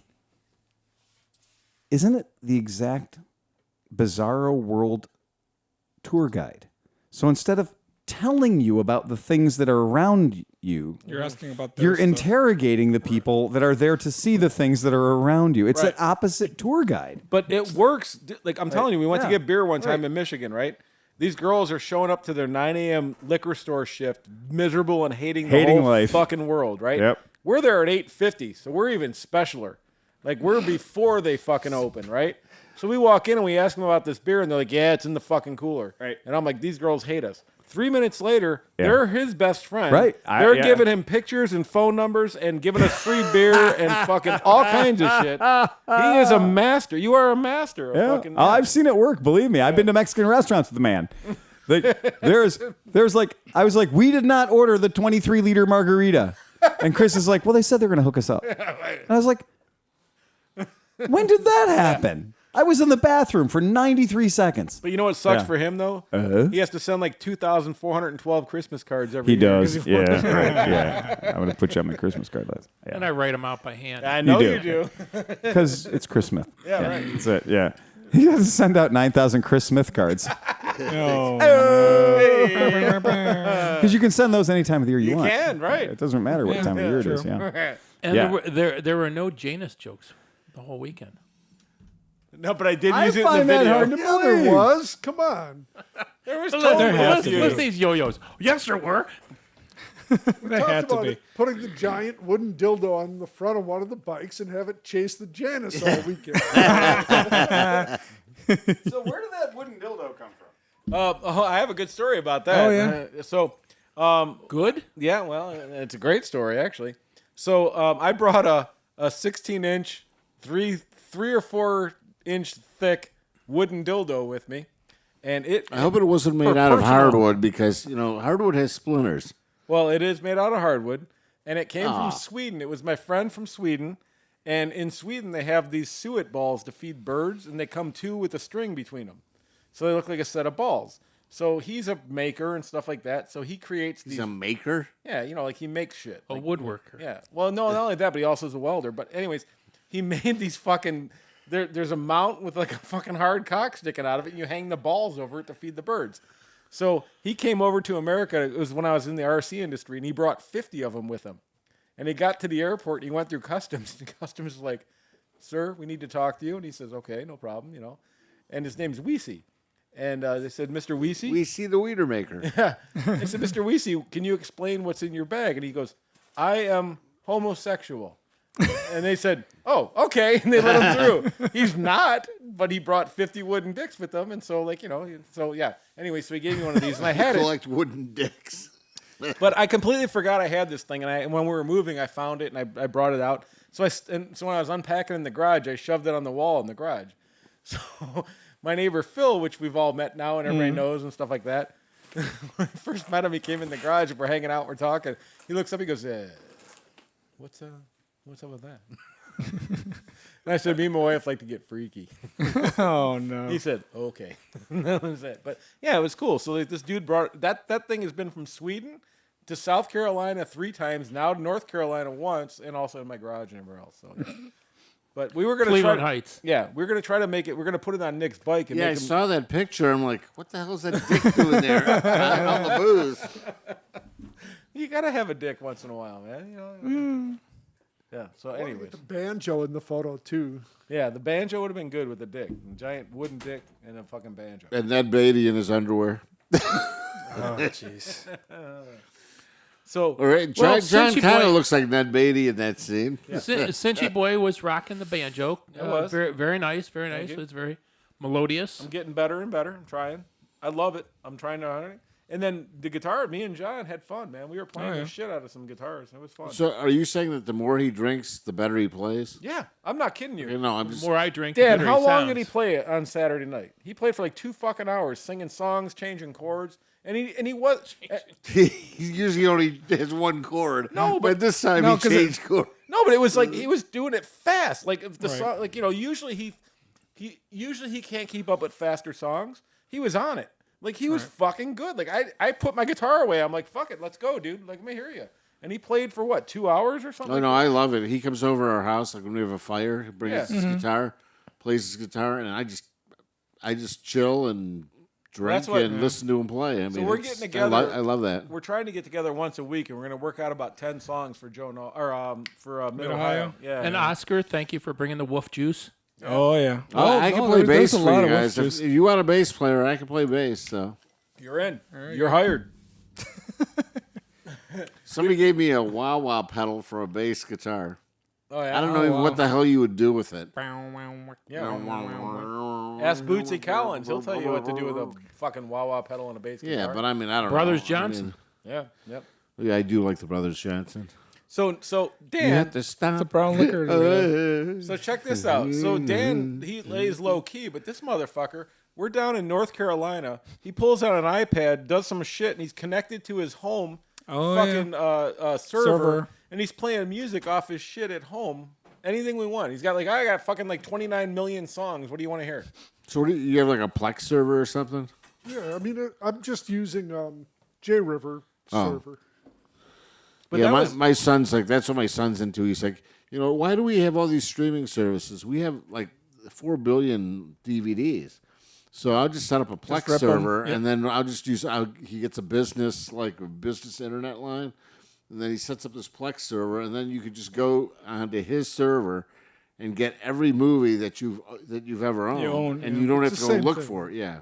So But it was cool, man. As the weekend progressed, Dan would be like, "Hey, did you hear this or that or something?" He pulled up a whole bunch of cool shit. So we had good music. We had good. It was good. It was a good time, man. It was And really they had good. a turntable in there and a bunch of yeah. records. I mean, we listened to a couple I'm of them. sad I missed it. I mean, So we get there. The first thing we get there, we see the first album is a Rick Wakeman album. So my coworker at Green Circle is his daughter. really. So I send a picture. I'm like, hey, look at this. It's your dad's fucking album. She goes, open the fucker. My mom made the cape sleeve. that he's wearing. So you open sleeve, it, and the dude's wearing this fucking silk ass cape. It was fucking cool, man. I was like, God damn, that's all right. And they're from Sweden. No, Or no, what? No, they're it's not. different. Yeah, they're from England. Like, whatever. Like, Well, she's- same So difference. Cinch, tell us about your YouTube channel that you enjoyed watching, to my detriment. oh, Whistling Diesel. Oh, What yeah. a fucking disaster No, that was. he's a complete asshole. But, no, listen. But after 4 minutes, it's like, okay. No, but the thing is, the one video I appreciated that the guy did was when he bought the $12,000 sneakers that all these sneakerheads are fucking jerking over off of, and he fucking put them on a fucking a bucket of a fucking end loader and dug dirt up with them and stuff to see if they were durable. That's funny. I mean, Well, come on, man. But it went on They for were 25 durable. minutes. They were They dur- were durable, yeah. You're right. And then he threw them in the washing machine with like 1,000 fucking Tide Pods and pulled them out, and they looked new.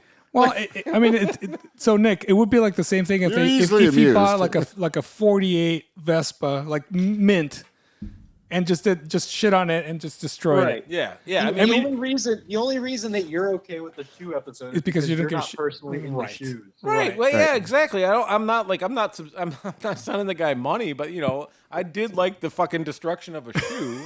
Motherfucker murdered a Hilux, and I'll never be okay with Yeah, it. no, that was somebody murdered a Hilux? Oh, dude, that was a hard showed one. it, Yeah, it was Again, hard to watch. again, you guys, just stop. I'm gonna kill that guy. I do not allow conversations about Tucker Carlson. Yeah. I do not allow conversations about Whistling Diesel. Right. These are two people that I'm convinced are put on Earth to satisfy the lowest base fucking humans. Yep. No, you're right. And you're you know right. what? And usually it's If you play into that shit and you're like, can you believe he did that? Then you're a fucking victim mentality. And I can sell you.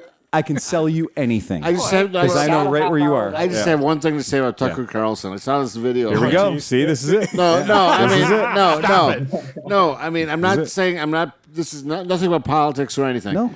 He was in like Montana, and he likes to fly fish. So he's in this store, and this guy comes up to him, and he starts like screaming at him, and saying all this stuff, and the guy's like, Tucker Carlson's like, hey, do you fly fish? And the guy's like, no. And he goes, do you want to learn how to fly fish? And he goes out there, and the guy's videotaping it, not Tucker Carlson, but this guy's videotaping it. He goes out to the river. Tucker Carlson shows him how to tie flies. He shows him how to fly fish. And it's like, I mean, it was pretty cool because the guy was like not in his like Fox News like. Do you mean persona. that people have a real life? I mean, he's an actor. He's an actor, right? Yeah. Again, I mean, that's what I'm saying. He's an actor, if but you're he's talking he's about into it- fly fishing. So I mean, that's kind of. He's a cunt. No, let's All I'm just. saying is that it was kind of cool that the guy's like, He's you a know, cunt. Yeah. So what were you gonna but- say, Nick? And go ahead, Nick.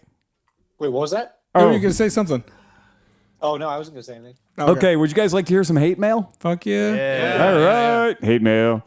Okay, so from our Patreon subscribers, Dave King. So Dave King sends this message. He said, dudes, were you guys aware that the DGR, Distinguished Gentleman's Ride, is requiring, at least in some cities, a minimum donation of $50 from the riders just to register? What the actual fuck, man? I thought the spirit of the DGR was promotion and getting people on board to donate. I'm mostly likely going to ride anyway, but I feel like they are trying to wring more money from the participants, who basically make the DGR what it is. I know the stated cause may receive some funding, but $50 minimum from each rider seems excessive. Okay, I'm going to break it down for you. First of all, let me say that I do not make a goddamn nickel off of the DGR. I have done the organizing of the DGR rides for 10 years. They have never given me anything outside of a $3 enamel pin to put on my jacket, thanking me for fucking herding cats. The drunkest, stupidest, weirdest cats in Cleveland who dress up one day a year and try to pretend like they're dapper. And there are cities that aren't Cleveland. There are cities that at their DGR, they have more than 150 people show up. There are cities like Los Angeles where thousands of people show up. Right. And they can't possibly do traffic control for thousands of people on a Sunday. Especially not when they're dressed up with their snooties and riding a bike that might not should be on the road or whatever. So in certain cities, extremely high volume cities, they're not saying that you need to pay $50, Chris Smith. They're not saying that Oscar needs to pay $50 for the privilege of getting into the goddamn ride. What they're saying is, in the spirit of DGR, which is a pledge-based system, here's how it works. I'm going to bring you up to speed. If you read the thing that you're supposed to read in order to participate in the DGR, if you read to the bottom of the thing you check and say, I read this so I can understand what's going on, and please, now that I've read this, cities that do this are not supposed to just be like, hi, my name is Phil, and I'm organizing the DGR, and we are all going to meet at Oscar's backyard for a barbecue, and then we're going to leave Oscar's house and drive to this place, this place, and this place. And I put that all on my Facebook page, and we all do it, and everybody shows up, and it's fun, and it's great. DGR actually says we don't want you to disclose the starting point or the end point of the ride. We want to let us do that. We want to do a little bit of gatekeeping here. We want to make sure that people have read the rules. So deterrent for Yoshimo to just Yeah. be a Yeah. dick. Yeah. Dick fuckery, right? Lame shit hooliganism, whatever. Like, I heard a lot of people are going to get together and ride motorcycles. Motorcycles, cool. Right? Okay, no, that's not what the DGR is. The DGR is doing what? Okay, one, they're trying to raise money for people who fucking need help. Okay, that's step one. Step two, they do not want me, the guy who raises his fucking hand and organizes this shit, to be overrun by wackadoodle assholes on Sunday because I heard there was a ride here and so I brought my 9700 Harley friends with me. I may not be prepared for that shit. When I register to run a ride, when anybody registers to run a ride, we are telling them how many people we have in the ride. They have people that do this not professionally, but with a thought-out process that say, oh, yeah, well, let's see. Your ride's 27 miles long. You've got 337 turns. You're going to have 737 people. This might not work. We recommend 82 people, something less than 40 turns, whatever. A little bit of guidance for people who've never run this before.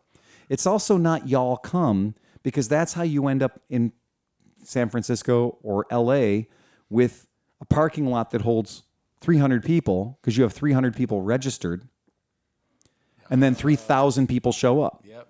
So now there's not enough what? Cops, bathrooms, roads, traffic lights, whatever. Common sense. Common sense. Right. And it turns into just, an excuse. It's an excuse to go ride. So here's what it is. In certain cities that have historically had this problem with hang-oners, or what do you call that? People that just show up, jump-oners, right? So if you got a problem with hop-oners, Loafers. dude, it's all about honor. Get honor, stay honor. But if that one's free from Unkie Phil, but real, like, not joking, saying that saying that we want you to be real, right? So as a sign of your authenticity, put it up on your social media, and get 5 people to donate $10 to you doing the ride. I put zero goddamn effort into this. I'm not the guy out there beating my Instadrum or my fucking face smack or whatever the fuck it is, telling you I need donations and you can pledge and support me on my ride. This isn't me riding 50 cents a mile for Girl Scout cookies or whatever it was, to save the seals. It's not that. It's literally saying I may pledge money myself as a donation.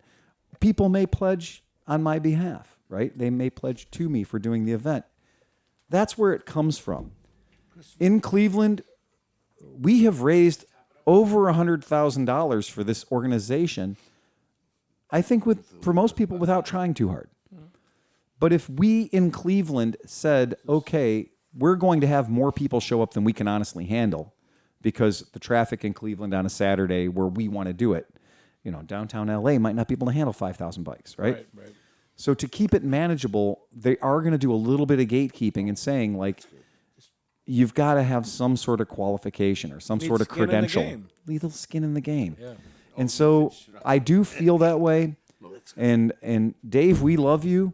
And if you're butthurt that you feel like somebody's charging you to be a part of the DGR, they're not charging you to be a part of the DGR.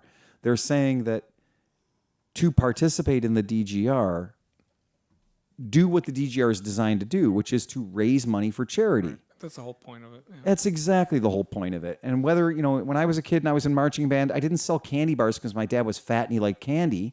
I sold candy bars so the kids could go to fucking band camp, right? But that being said, we're still on for the Cayman Islands 2 weeks after. Totally, 2 weeks after, right? We're going to go spend all that fucking money. $100,000 is in the bank right now. Wait till I cash that Patreon check. We're all getting Zumas, right? But that's the point. They're not wringing money from the participants. They're not wringing money from the participants. Not at all. And the point is... Only from you. No, and the point is, look, here's the game. If you want to dress up and you want to join your friends and you want to do that thing, then okay, yeah. Either you may want to make a donation to this cause that has done no small fucking lot of work to make it possible for you to do it. If we just simply said, screw the charity, it's not a charity. This is a club of people like Phil Waters and people in different cities, and Beck's out in Santa Cruz. Right. These are people that have said, I'm willing to read the rules. Trust me, guys. Go to the site to become a DGR organizer. Click on all the things you need to click on. Sign your fucking life away. Read the book of paperwork you need to read. The lawyer's statements, the insurance clauses, everything else. And watch the goddamn hours upon hours of videos that you need to watch to know that you've been informed, and you will learn things about things you should do if you're leading a ride with 50 people. But dude, what are you new? Because Right. like every time, like I hang out with 500 people, I can make all 500 happy. Easily. Exactly. Right. Yeah, can't- but you your can't hands talk are all about calloused 500 at the end. That's what I'm talking about. So you know, really, but people need to realize, like, if you have more than 10 people around you, you're not making 11 people Right. happy. And Like, here's the thing is, you know, keep in mind that $50 that the DGR has said in these highly populated, extremely dense markets, because Cleveland ain't one of them. So if you're complaining about the $50, you're not in Cleveland. You might be in a New York. You might be in a Tokyo. Right. You might be in a Miami. You might be in a, but you ain't in Cleveland. But you're more than welcome to ride with us. Exactly. And I can assure you, your non-fucking donation getting ass will be welcome with us. Congratulations. As long as you show up and you're in the spirit of things, we will take slackers in Cleveland. We will. That's it.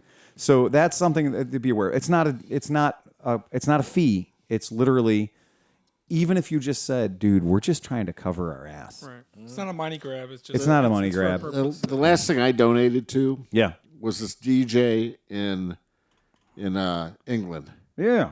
and he does these mixes of old disco music. Okay. And All right. his music Picture is so that. awesome. All right. It makes me so happy that I had to give the guy money. Right on. That's pretty badass. Yeah. I mean, and he appreciated it. Right. So I mean, Just support what you like. did yeah. he send you a dick pic in return?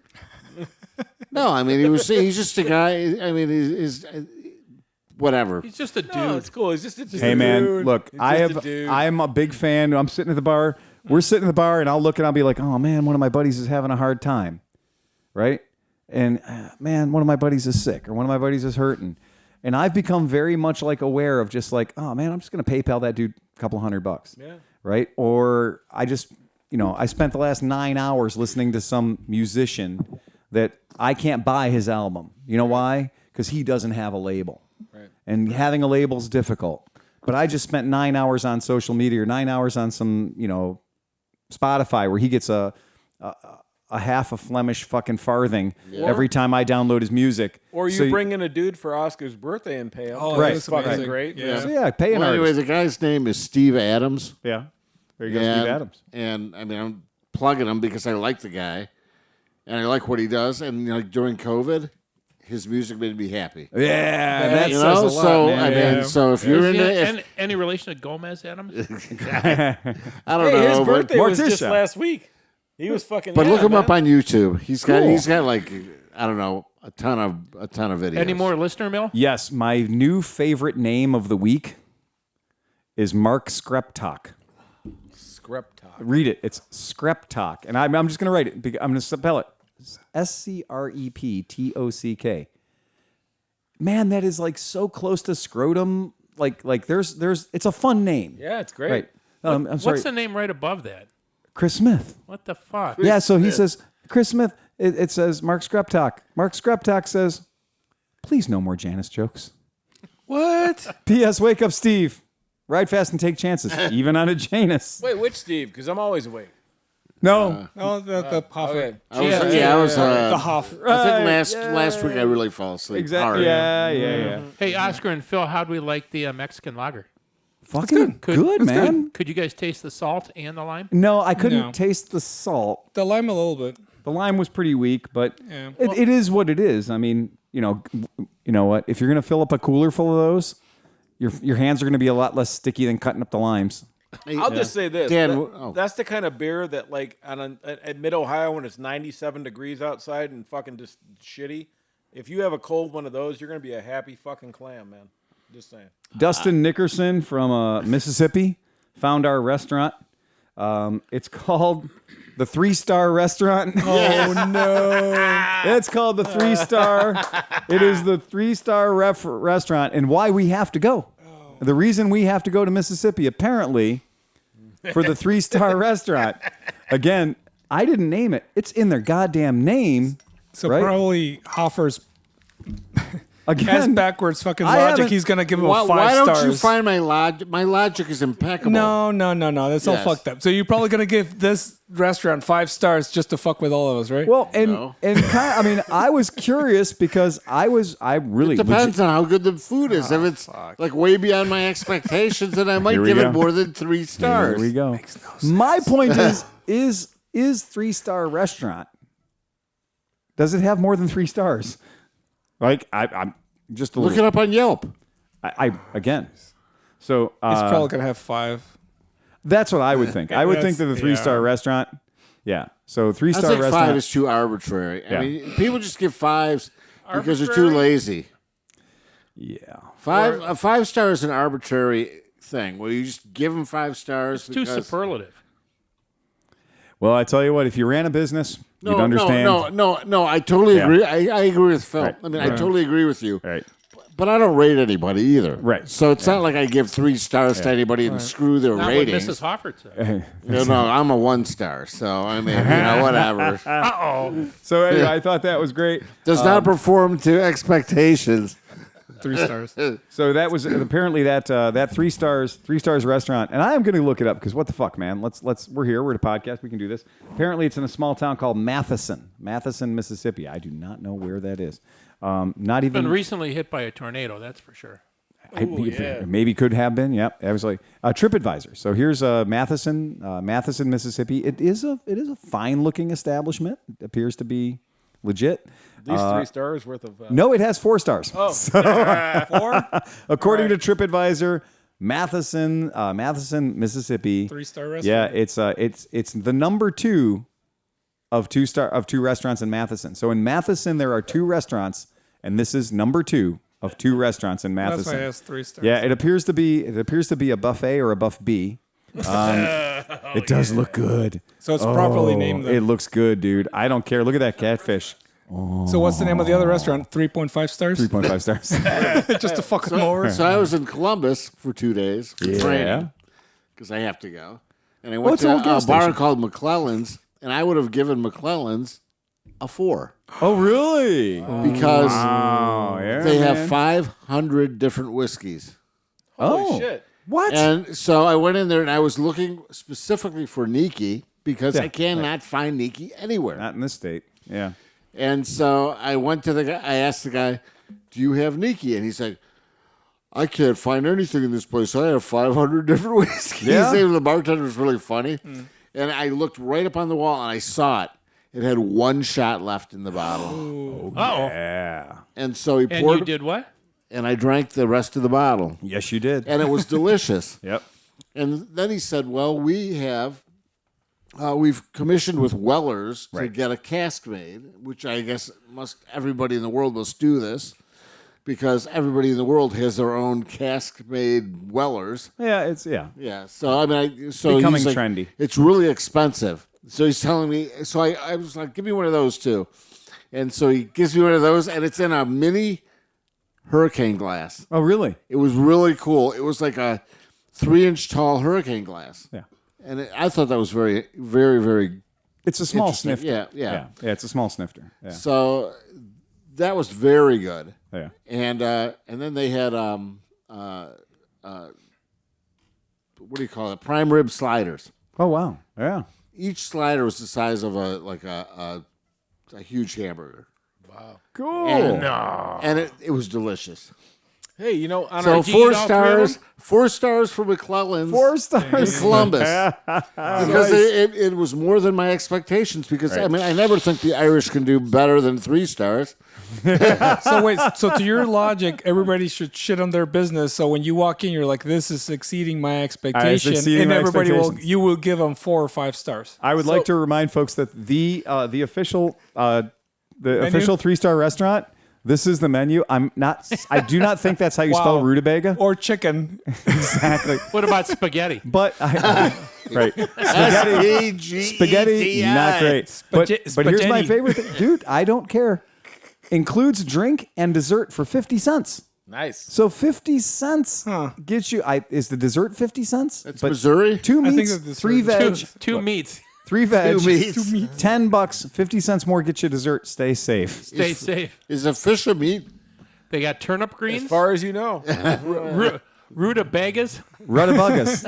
So on Not our, rutabagas. on our trip, all these dudes left, and me and Dan were Purple hanging out. whole peas. And Dan looked up some shit and somehow found the locals breakfast diner. Oh. So me and Dan got to go there, and we got Dan there at and like I. 9. Dan and I at about 9:10, and everybody was leaving because it's all the fishing guys and all the other stuff leaving at 6 and 7 a.m. And we found a gem. Like he found all kinds of shit, and I was like, "Can you make a super stupid hash browns?" And she was like, "Yes, I can." And it was like this one lady. She ran the whole place, and it was fucking great. Really? How did you find it?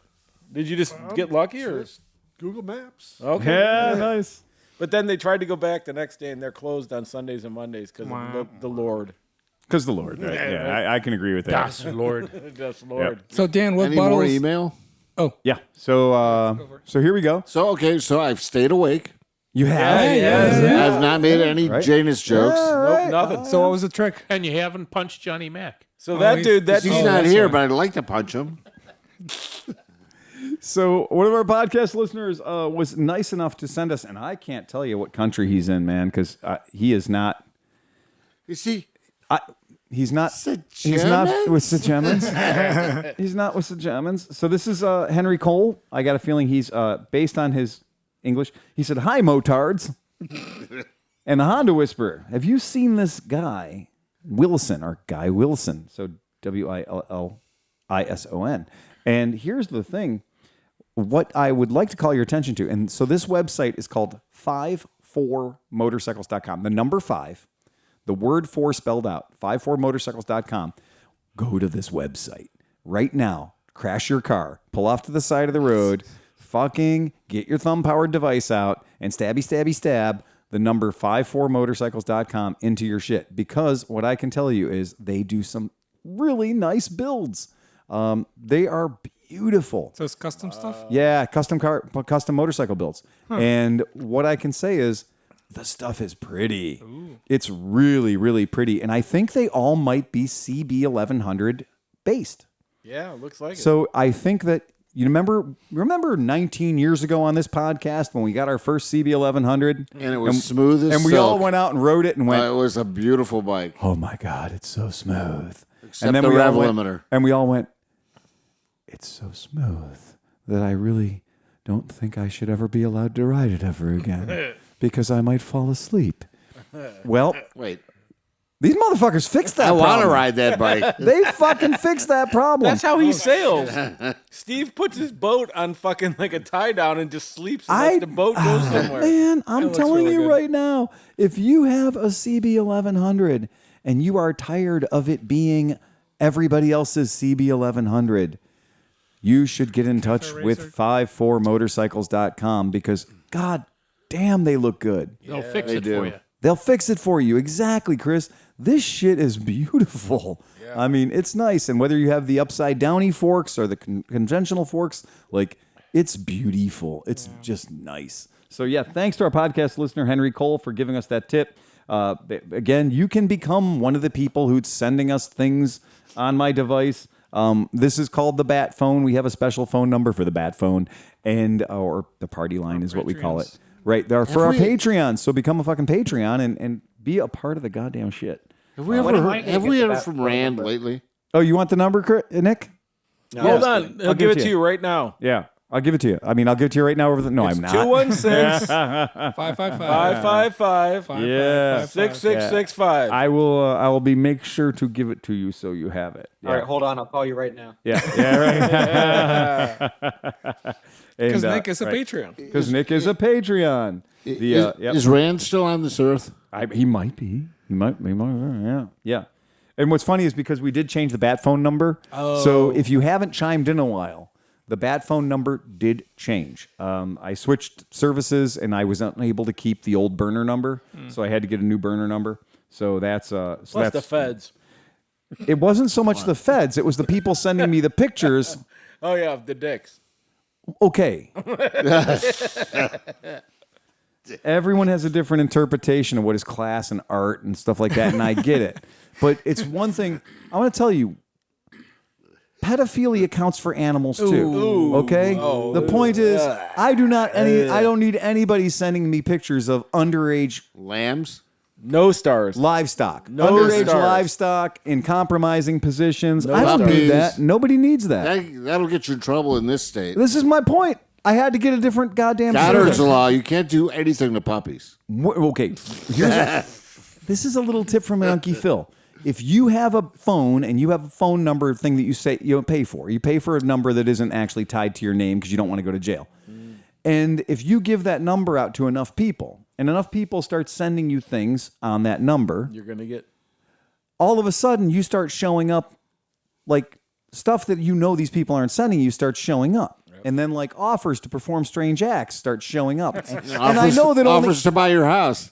I know They that don't only even know. 40% of those people are our listeners, right? Right. But the rest of them, I was like, maybe these people are just having fun and whatever. And then I'm like, I'm not going to click on that. Yeah, don't. Right. I'm not going to click on it. But it got to the point where it was 5, 6 o'clock in the morning, and I was getting a block of 12 messages at the same time that were all like, hi, and my name is Candy. And then it would talk about what Candy was going to do for a certain undisclosed dollar amount. And, and just Click on the link. Just click on the link, exactly. And the last 4 numbers of my social security number, and so it got really fucking weird. So I had to shut it down. And I tried accessing that number from other services, the old bat phone number. It didn't help.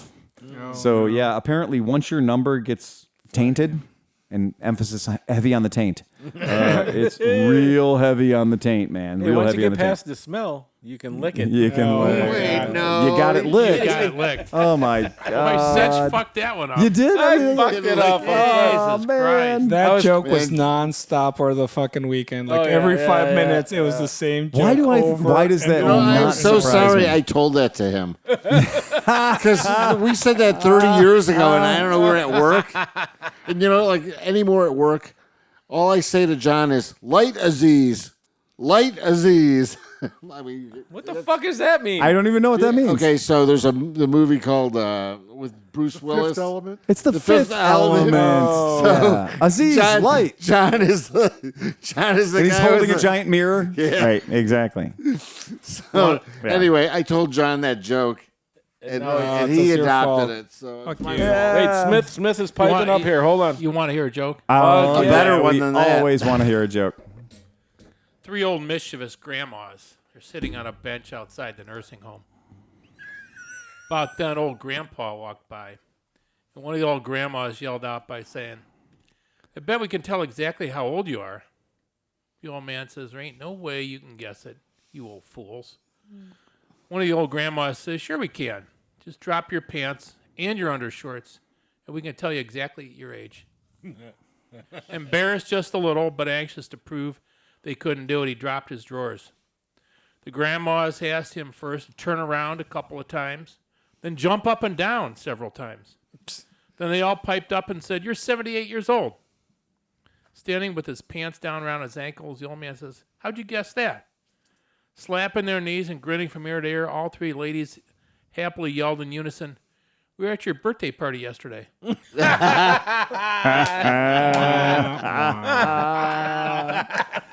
I like it. And that guy, and that one guy doesn't want to hear Janus jokes. I like it. That's pretty good. That was good. Yeah. I dig that. That's pretty good. I like. So what's Just the go difference? to YMCA in the sauna, and All right, never horrible. mind. Never What's mind. the difference between a garbanzo bean and a chickpea? I wouldn't let a garbanzo bean on me for $50. I've heard that one. That's a good one. It's a pretty decent one. I always like that. That one comes up every once in a while. Chickpea. It does. What happens? What happens when you? What happens when you cross a snail and a porcupine? You What? get a slow poke. What happens when a cow jumps over a barb? Oh boy. Barbed wire. A barbed wire fence. Go ahead, tell us. Utter destruction.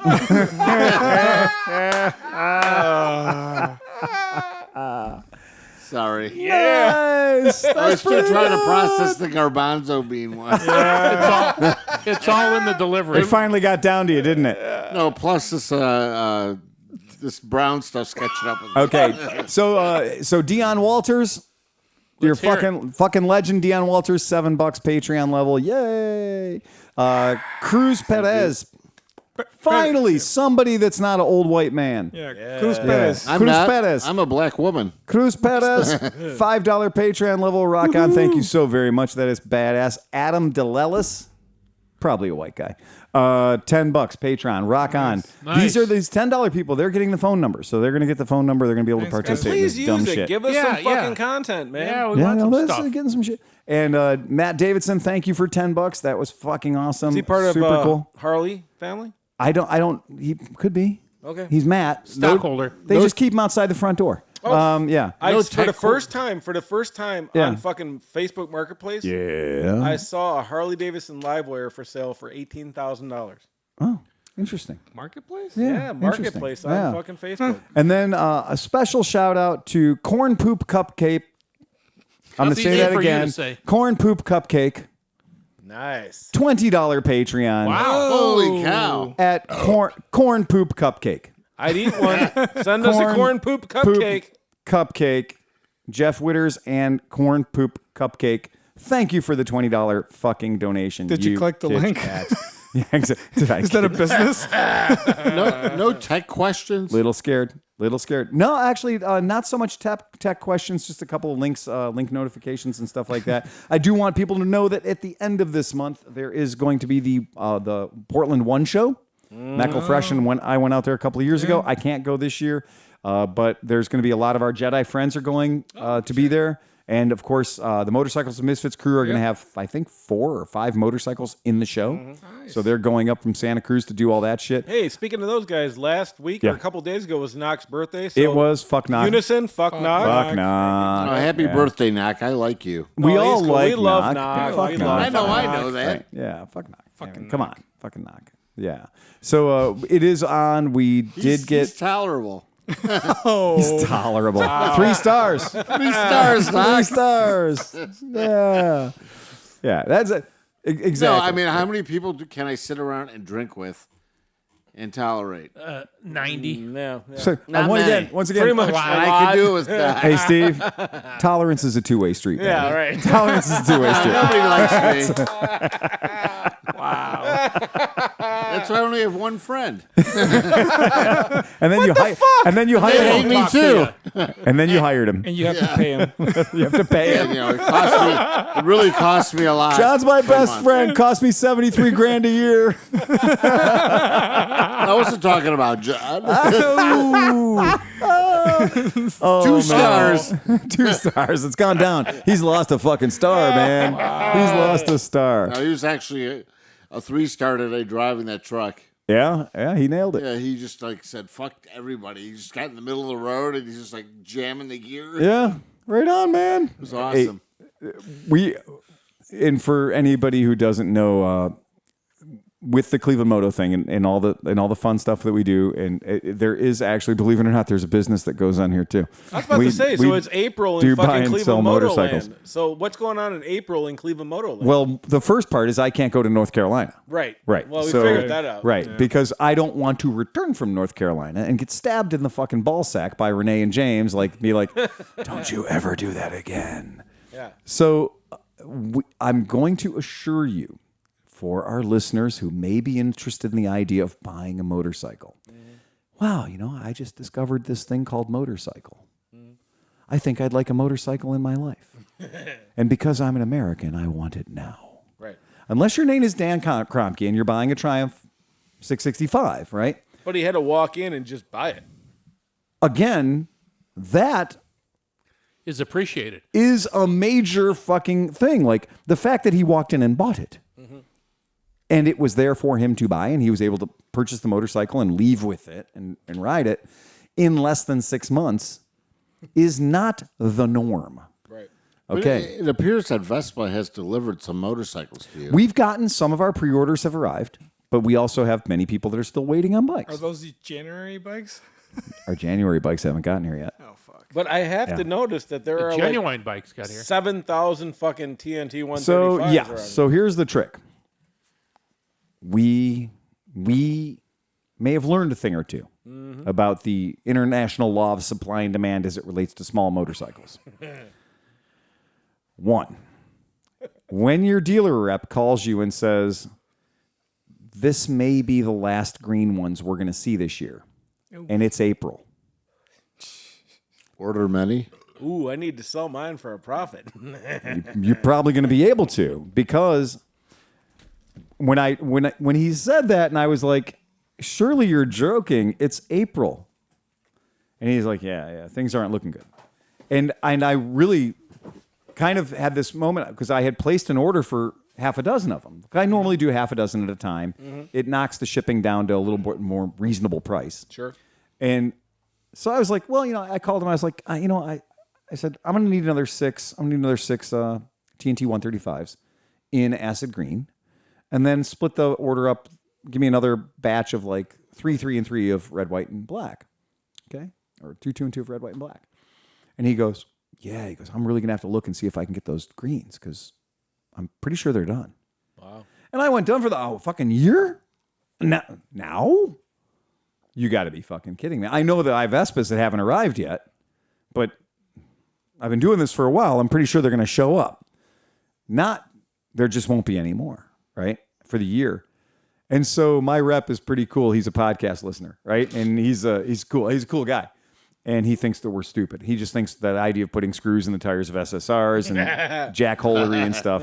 He's like, I'm not saying that what you're doing is authorized, but SSR appreciates your enthusiasm. Dude, I moved your bike and cut my fucking hand. Look at this shit. Oh, you did? Jesus Christ. Did you grab it? Oh, I did. You grabbed those? I forgot the goddamn spikes. Carbide is sharp as shit. Yeah, dude. yeah. Carbide's strong. It's Carbide not. is. Look at the spacing. It's knob and knob. Those didn't get any duller, did they? No, they did didn't. not. That ice just made them sharper. Yes, they did. So it is funny. So he calls me back a day later, and he goes, man, I did a full sweep. I did a sweep of the entire country.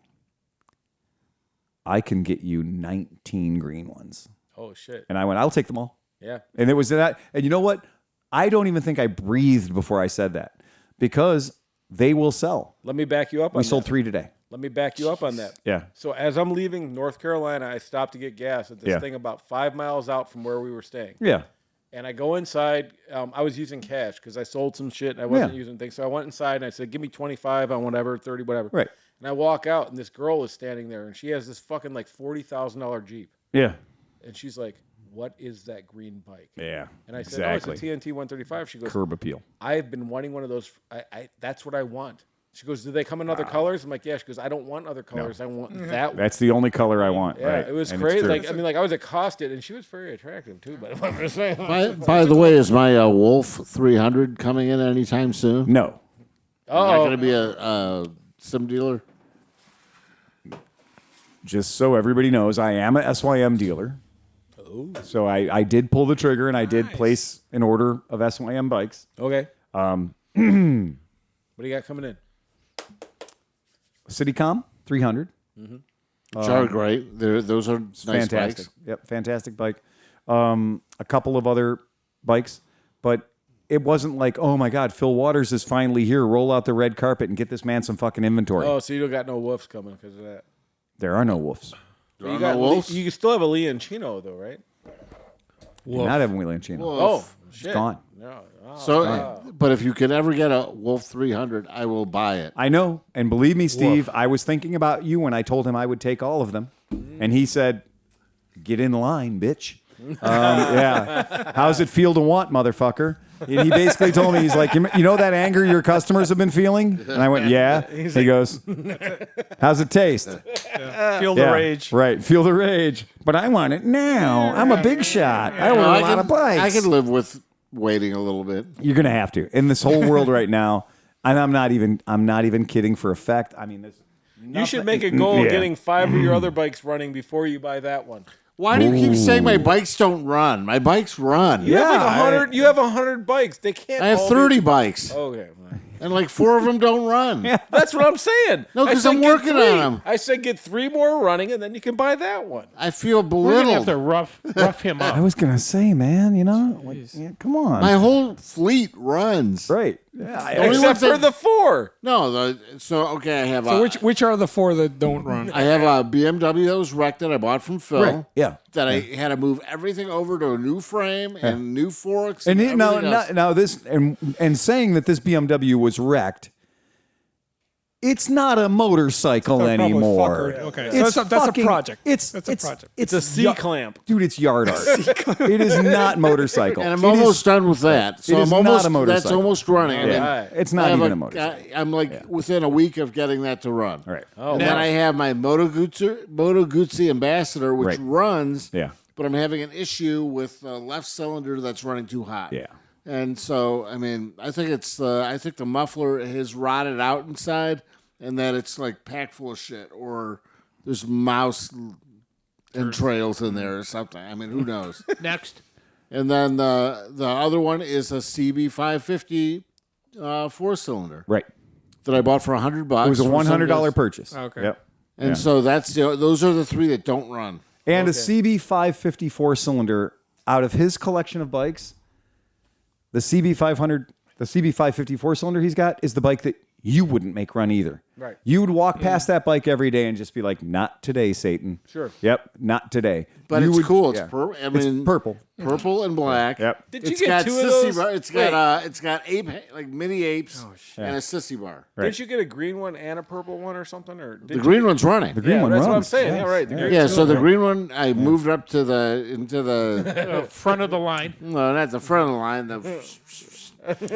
So I mean that one's And then I had to work on my fire truck, Right. and I stripped everything off of it. Oh, you did? How's the ambulance? Yeah, Nice. somebody's buying the ambulance. The ambulance. Nice. Oh no! See, y'all making fun of him, but he's got more deals going than any of us. right. He's got shit going every possible direction. But that fire truck Yeah. is awesome. 3 stars, 3 stars. So that's 5 on the tree. 5 on the tree. Not power steering. No power steering. No You know what? power steering. And you're right. I added a few pounds to the front tires, yeah. and it was perfect. Yeah. It even gets AM. It even gets a So I have an AM radio, and I cannot, like I go to Crutchfield. Right. Crutchfield sold out of all their freaking stereos. Oh. I mean, they have yeah. ones that like $1,200 stereos. I'm not going to put in that thing. So now you can listen Wait to a Coast second. to Coast. Yeah. Hey, hold on. That Japanese rape van out there has 3 head units in it. You're welcome to one of them. Yeah, that's it. Yeah. So then, so I took the seat off. I took the because I couldn't see behind me. Right. So Yeah. I took the seat structure off, but I put the seat back on. Oh, you did? So you Okay. could still sit on it, but Yeah. you don't have any. You don't have any backrest? No, you have to hang on like that. Come on, dude. Subaru Brat. Yeah, Oh, right. Yeah, Throw some backwards. chairs back there. Yeah. but I love that truck. Yeah. It's like It's a cool truck. it's a very cool truck, and you know what? My Toyota Tundra rims Yeah. fit on it. Yeah, 6-bolt Toyota. Yep. That'll go right on. Right. And you can get a lot of sexy wheels for that if you wanted sexy wheels. Or I mean, I can get some good high efficiency tires. Oh, of course. Of course you can get some good high efficiency tires. That's funny. Like low that rolling thing- resistance. Dude, a lot of the Japanese trucks that we bring in, they'll have snows on them. And this thing has got my favorite snow tires I've ever seen on a vehicle. Oh, yeah, they're great snow. They They're are the perfect the snow skinniest tire. snow tire. Like you want to cut through the snow, not ride on top They're of the snow. 80 profile Yeah. tires. They are 80. They're viciously. 80 profile tires. It's like what? because 3.5 inches? 4 inches? They're like this. Like they're like Janus this tires. narrow. They- I mean, they- they're 14 seriously. inch, but they're like Yeah, this they're narrow. super skinny tires.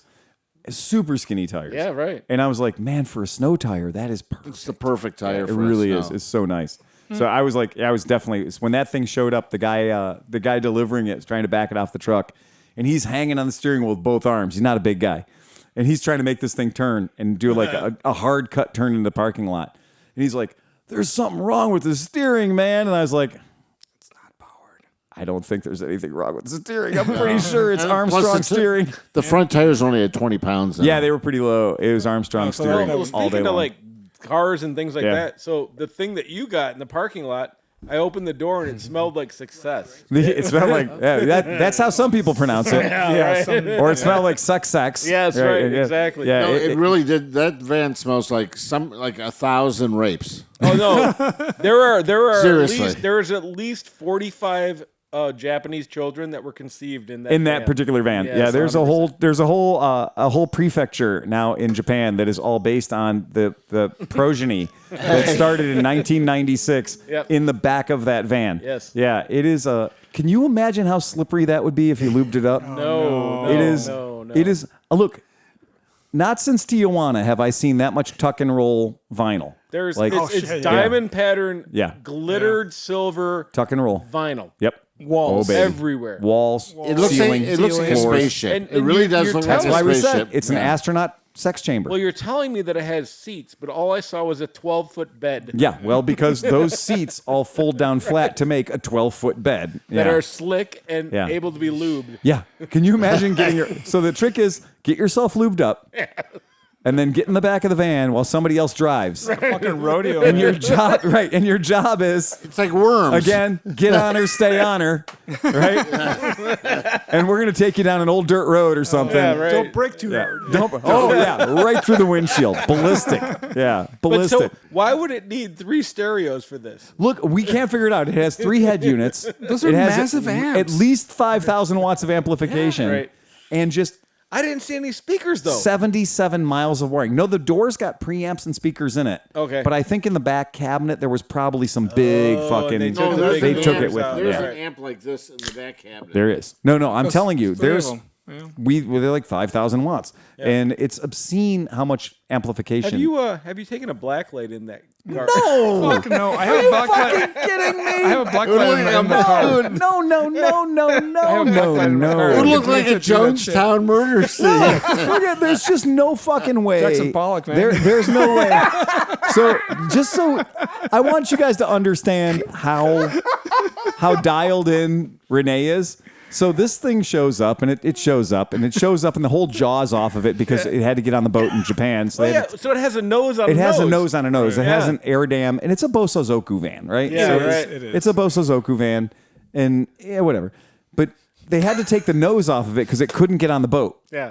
Because it would drive over its own chin, right? Right.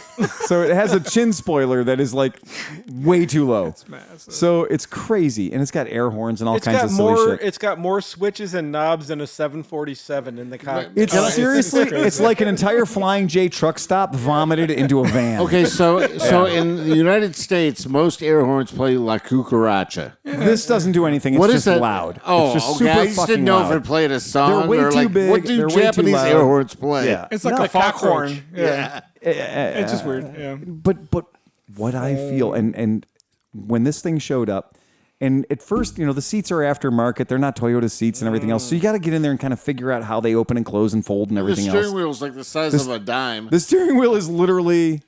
We joke about Like you a know, Momo steering wheel. Or? the joke was always that you could drive with handcuffs on. Yeah. And so that's why lowriders had the tiny steering wheels. And this is smaller than that. I can cover the entire steering wheel with my hand exposed. Like it's crazy small. You were saying that you'd want somebody to go in and like look at the wiring harness and fix everything. Are you sure? Because what's gonna pop out of like with one I of those don't care. switches? You know what frightens me more than 795 feet of poorly installed wiring? Precious little. Nothing scares me more than giant amplifiers in the door panels that just flicker purple light And with no speakers. that aren't meant to flicker purple light. Flickering purple light is never a good sign. And so It's pre-meltdown. I get all the seats to go flat. Yeah. And I was like, the seats are now all flat, including like the right wall is all like padded too. I was like, okay, great. So I'm like, okay, I'm 6'1". I want to go in here and see how big is it really. So I slide in there, and I don't put a Tyvek suit on or nothing. I just go in dirty, right? Commando. So I just slide in dirty, and Renee slides right in next to me. So I'm on my back. Renee slides in backwards on her back next to me, and we both look up at the same time and realize it's all mirrors. Oh yeah. Seriously? And we were like, the ceiling is the mirrored. ceiling is mirrored. I didn't notice. Yeah, it's mirrored. Oh, my and it has goodness. 6 crystal light fixtures. Yeah, I saw They're that. gold. They're brass and crystal, which here either means It's a drug thing, isn't it? no, it's an Asian thing. They just love brass and crystal Well, light fixtures. what about the 5 LED weird, like don't know what they do lights that are no longer hooked up in the same roof? exactly? Yeah. Right, I'm saying. Right, I'm just saying. What are they trying to see? I don't fucking know, dude. I don't know. I don't know. Maybe I don't know. I they don't are know. black lights. I don't know. But here's what I That's do how know. they clean it. just like- they flip it on. Oh, it's just All I know is it's I wish, ultraviolet, so you don't have to hose it out. yeah, right. I wish I was in that van in Japan. Well, of course. I mean, like that. It's a crazy, crazy van. So obviously, It's got like 18s or 20s on it, which you never see from fucking your. I've never seen you bring in a vehicle with that big of wheels on it. Never. no, and somehow they don't rub. Like, Yeah. yeah, the tires are fucked. But let me ask you But, this: yeah, when anyway. you have a 660cc motor with 20-inch wheels, how much torque do you have? Do you know what motor's in that? No.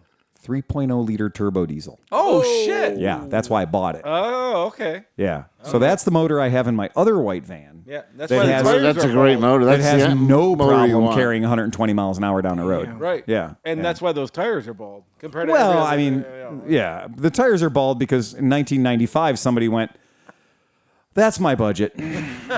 They put those wheels and those tires on, and they were like, "Okay, I guess I'm doing all the wiring." Yeah. because we ain't paying somebody to do it. Johnny Mac trailer tires. Yes, exactly. Yeah. Those are They're cutting off like the flappers. they're not great. Hey, Patreons, we need to have a save up kind of thing to get Johnny Mac a new trailer. Honest to God, since you sold him the trailer, that's fine. I did not. I gave it to him. You gave him the but I thought he was going to take his that SSR thing- back and forth, dude. that Right. thing was whipped. Nobody thought before you yeah. were born. No, but he's got We it need to figured save out. up to buy Johnny Mac No, a he's trailer. got- Johnny figured Mac is out a he's- big boy. He should Now, have wait known a second. better. Does it now have 2 brand new wheels on it? It does, Yeah, but on it does. top of yeah, that, we can take those off. he said he was going to add. He was You going just to. gotta buy a new trailer that matches those wheels. He was going to weld on some shock absorbers. Oh, that my was his plan. So that he's He's going to get some Honda shock absorber. I thought he right. Oh, said. that's Polishing a So- fucking turd over here. Yeah, that's right. That is not a great idea. I mean, both fenders fell off, which is a bonus because they don't God. rub anymore. Yeah. Hey, so rub Phil, anymore. Phil, you had a picture of a car up here Where? when we first came in. This little tiny, goofy looking. Yeah, that's a. Did you buy that? Yeah, it's a Mitsubishi Minica that is called a Town Bee. So the front of it kind of looks Like a Mini Cooper. like a Mini Cooper. It's- Yeah. That was very cool. It's fucking sexy as shit, dude. Yeah, that's called a Minica Town Bee. And I'll say I can maybe pull a picture for it, but for podcast listeners, they don't care about that shit. But the but they're that is that's just a. It's just a little tiny Japanese car with the 660 motor, and it's the same one that we have out front. We have a Minica Topo out front. Oh, really? That has the Volkswagen front clip on it. Oh, that's the. Right, the brown one. It's like a Mini Cooper that's got high. that's a car from hell, though, right? Yes. Well, I mean, it's an automatic transmission, crank up windows. This is a 5-speed manual with power windows, and I mean, it's a cool little car. It's fucking dope looking, man. fun little car. good. Yeah. Yeah. And again, these are just clown cars. I mean, these are 660cc K cars. It might be legal this week. It may become illegal next week. Some senator in fucking Rhode Island got a wild hair up his ass and doesn't like Japanese people and made him illegal all of a sudden. In Maine, they just basically said, "Oh, hey, yeah, are you Steve Hoffert? That's great. Yeah, I'm calling you about the titles you don't have anymore." They can do that? Yeah. Yeah. Well, they've already done that with my Jeep. No, the Jeep's problem is I got Ohio title bureaus trained to understand Japanese documentation, and then I threw a Korean car at them. And they don't read Japanese, Right. but they think they can handle it. Korean threw them sideways. Like they straight up, like the lady was like, "I know this isn't for this car," and I was like, "It's totally for this car." And she goes, "Prove it." And I was like, "Well, there's the numbers, and that's the numbers on the car and everything else." And she goes, "This isn't even an export certificate. I was like, it is an export certificate. It just doesn't look like any export certificate you've ever seen before because I've from Korea. I've trained you on what Japanese export certificates look like, or at least what you think they look like. Do they lock the door when they see you walking up to the front? So there's 3 ladies there that deal with us on a corporate level, like they deal with us on a professional level, as What did they dealership. do wrong to get you guys? There's one lady who just kind of giggles and laughs and thinks it's hilarious. There's another lady that is like, will walk away from the desk and just make sure she's like, nope, Hides in the back. my time of the month, whatever, I gotta go, and will fucking just not even service me. And then there's another lady that makes it her life's work to prove me wrong, Bust your to chops. bust my balls and just be like, so here's this 71-page document, and you guys should take a look and see what it takes sometime to get a title on a Japanese car. It's something. It's Well, I feel for you. It's a 'cause lot I of mean, work. I And- saw that document, yeah. and it's like, Yeah. holy shit! What? yeah. And on every stack of papers I can submit, and she has her little report card she puts on there, and there is no shit 100 ways you can get it wrong. And so the fact that she only refused one of my documents, I feel pretty good about that. But the point is, I now need to hire a different translation agency For each of those. to do this particular, to do Korean, right? To do Korean. And I mean, I know podcast listeners are going to call in and try to help and stuff like that. You don't need to. Trust me, this is a me problem. Yeah, I'll get through this. I'll muddle my way through it. But in the meantime, Ladyboy is just sad and right. and rotting away. Yeah, in the Ladyboy's not garage. rotting away. I'm going to tell you a little something, Steve. How many how many historical Plates. vehicle license plates do you have? Numerous. Okay. Do any of them say Toyota, Nissan, Mitsubishi, Datsun, any Japanese vehicle?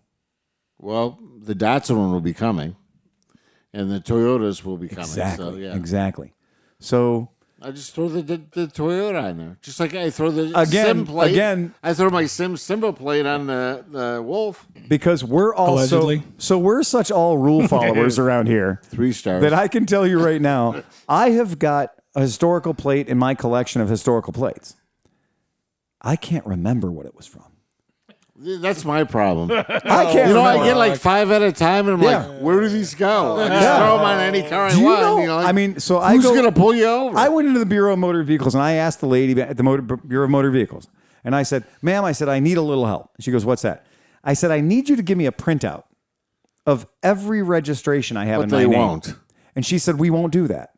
And I said, "Why won't you give me a printout Just hit print. of every they won't vehicle do it. that's in my name?" And she goes, "We can't do that." Right. And I said, "But if you don't do that, how on God's green earth am I supposed to know what What I vehicle this plate goes on?" Right? And she's like, "We don't do that. We can't do that." And I was like, "Can you give me a hint?" Yeah. I was like, and so What she's color like, is it? So she says, "If you write down the numbers on all the plates and you bring them in, She'll tell you. she'll tell me." But she can only tell you the first 20. Right. Because they. Oh, my No, seriously. I'm totally It's a serious serious. problem. I'm not joking. They will He's say right. they show one page, Right. Yep. and then they can't see anything else you own. Yep. So when I go in there, the Yep. lady, the first thing the lady says is, "Oh my god," Oh my God. Not this and then asshole. she says, Right. I said, "Well, I have this plate." She's Right. like, "It's not showing up on the list, and I can't see beyond Right. the first 20 plates." Right. And it's And I'm like, "Well, you're you absolutely can't. right. You're the BMV, Right. And you cannot see beyond the first 20 plates." And I'm like, "How am I supposed to go online, Right. and get a plate if you can't see past the first 20 Right, plates, and they only exactly. show us 10?" Right. Yeah. So they cannot see. You have to bring in the So plate you number. have to get You pulled have to over give by a them the cop. number. You have to fuck up in front of a cop, get pulled over, and when he pulls you over, you have to say, "This was all an experiment. Yep. Trying to I've find already written this out ahead of time," like Johnny Carson, and hold it up and say, "The reason you're pulling me the great over Karnak. is so the you BMV can can't find my so you plate." can tell me what license plate that's on the back of this car actually goes to." Right. Because here's the other thing: in American So cars, the card is my vehicle is. right? My vehicle is. I know the Karnak. Yeah, Right. exactly. It's the Karnak. And look, in American cars, the vehicle identification plate is on the window. It's up by the window. Right. And then there's another one in the door frame. For American cars, going way to fuck back. Way back. In the These are 60s. the Japanese ones. Don't have- shut. Do not do Steve. I'm going to tell you right now, buddy. Okay. I'm going to tell you right now. Don't let the cat out of the bag. Okay, I will not. But I'm just going to tell you, for our podcast listeners, you don't know where to find it. Right. And the reason I'm going to tell you that is for any of our law enforcement officials out there who may be listening. There aren't any. So if you pull me over and my license plate comes back to, I don't know, Toyota, if it says Toyota somewhere on the vehicle, Some badge. I'm sure it's the right one. Yeah. I'm sure it's the right one. and they'll never find the plate. And I'm like, and they're like, yeah, I need to see the VIN. I'm like, man, VIN? Go for it, bro. That's an English word. Yeah. Those vehicle identification number, those are 3 English words. I don't think the Japanese people appreciate you thinking that they speak your language. There's no How dare number you. in the dashboard right there where every other VIN number is. It's random. It's semi-random. It is completely random. They have a tiny little And finger. I'm also going to tell you that there is no consistency about how many digits are in the VIN. Right. I have seen 4. I've seen between a serial number with had like 4 digits after it, and then I've seen up to and above 17. So I mean, it's completely I fucking think random. they kind of figure like, how many are we gonna make this year? And then we'll add a couple zeros in the front and maybe in the back. And a J. You gotta have a J. I am No, they telling you will right not have now, a J. They all don't have J's. it is Depends on where they easier. come No, from. they don't all have J's. And they're all based on like the It's a hexadecimal system, and it's based on the year of the emperor. plus. Right. So it's the year the emperor Hex. died plus what number of years. And Right. it's also based something, on yeah. the model of the truck and the load of the truck. Right, So yeah. so you could have like a KM39 or Right. a 51 or Right. whatever, and then each one is different. Yeah. I mean, it's based on like if you have a like Dude, a it is 3/4 ton. janky as shit. is. It It is. is It's like- absolutely janky as shit. And that is one of those strange things that anytime I'm dealing with a law enforcement official and they're like, so, Who loves you, baby? let me see the VIN. And I'm like, Not Find Johnny Mac. Good luck. have at it, Sparky. Yeah. Just have at it, baby. I got the title. Yeah. I saw it on Right. there, but besides Right. that, Right. You're going to have to take my word for it because, so there's no VIN on this vehicle. I didn't say that. well, I just said I don't know where it is. here's my question. Geico dropped me too. So Geico sends me this email. What else can we do? They drop me. And then they send me an email that says, "What else can we do for you?" I'm like, "Fuck me in the ass." Wait. I mean, what else do you Could want to you do make for this me? better Cut for my you? dick off? I mean, like, what else are you gonna do for me? We've decided that we're one of the largest insurance companies on the planet. And we've decided that we can't handle the risk of your $4,000 car. Right, and I'm not even asking. I'm not even asking Right. for collision or Right. or comprehensive. All I want is liability. Right, exactly. So then you go to Haggerty. Yeah. And in fact, I was down in Columbus. Yeah. And the restaurant I ate at was right next right to next door Haggerty. to Haggerty, yeah. And it was awesome. Yeah. And so Kit's like, "That's your insurance company. Why don't you go in there and kiss them all?" You know, because that's where my wife is. I want So you going she's to like- kiss them all. So I'm going to get reparations. Yeah, I know. I've been fucking paying Haggerty for 30 fucking years. Haggerty is awesome, though. I know they're awesome. Haggerty's like, Do you know why what they're do you awesome? have? What do you have? Yeah. Oh, we don't care what you have. Amish How much- buggy? how Bring much it you- on. Yeah. How much you think it's worth? Right. Oh, like $5,000. Okay. Okay, fair enough. So you put it Right. in, and then Yeah. you get another car. They're like, "How much do you think it's worth?" You put it Yeah. down. Yeah. You get another car. How much do you think it's worth? You put it down. They're like, $20 more. Sure. For No. a year. Haggerty's bonkers. So the fire Right. truck Yeah. costs me $20 a year to insure. Yep. Yeah. I mean, it's like $20. The whole to thing insure. with Haggerty Haggerty's is awesome. Right. Haggerty's all Haggerty's about like, awesome. oh, you have one collector car. That'll be an appropriate $300 amount of bucks. money. Yeah, $300 $300 whatever. You have one collector car. That's fine. That'll be that. And then after that, Haggerty's like, dude, you only have one ass. Right. Like you can only drive one car. Right. Haggerty's awesome. I mean, So Haggerty's like, okay, you've got 17 cars, Just stacking them. but only one of them is worth $10,000. Right. So we're going to insure you for $10,000. And then we don't care which one of your shit boxes you drive. But if you buy a $30,000 car, your insurance is going to triple. But let me ask you right. this. No, and that's true. Oh, I And assure you. so, I mean, you know what, Haggerty? Yeah. 5 stars. Five. I give Haggerty 5 stars because you call them up on the phone and they're like, "Dude, we just sent it to the underwriters. We don't give a shit." Right. You know, and then Yeah. they're like, I'm thinking, oh, they're going to send it to the underwriters and I'm going to get screwed. Yeah. Yeah. Same day, they send me an email back.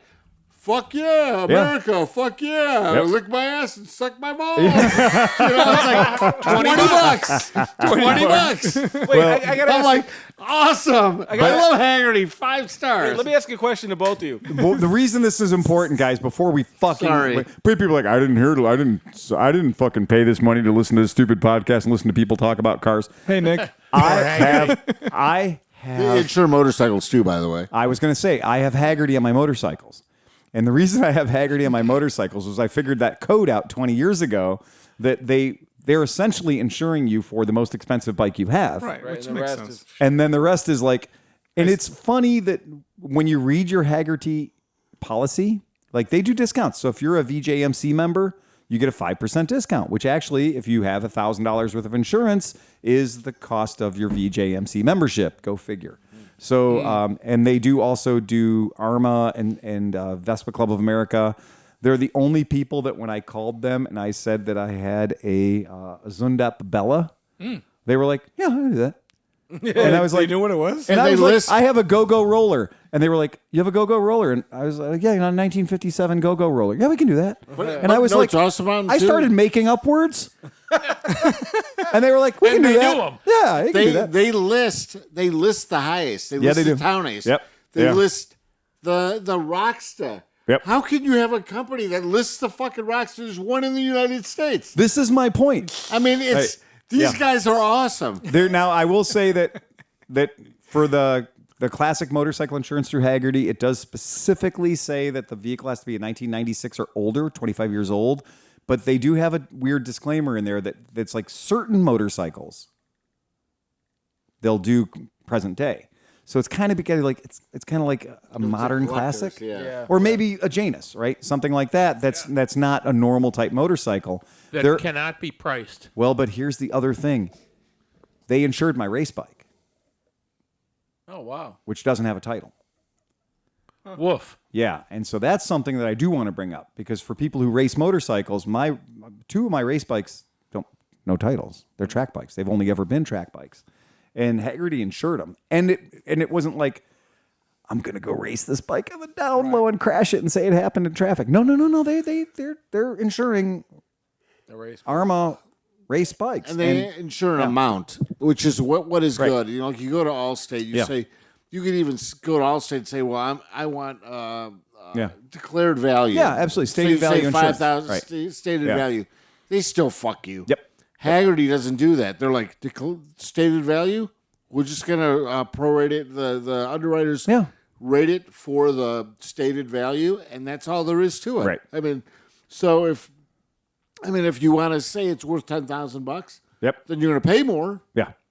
but they'll insure it for $10,000. And they will insure your vehicles while they're under restoration. They will insure your vehicles while they're in storage. They'll insure your vehicles for fire and flood.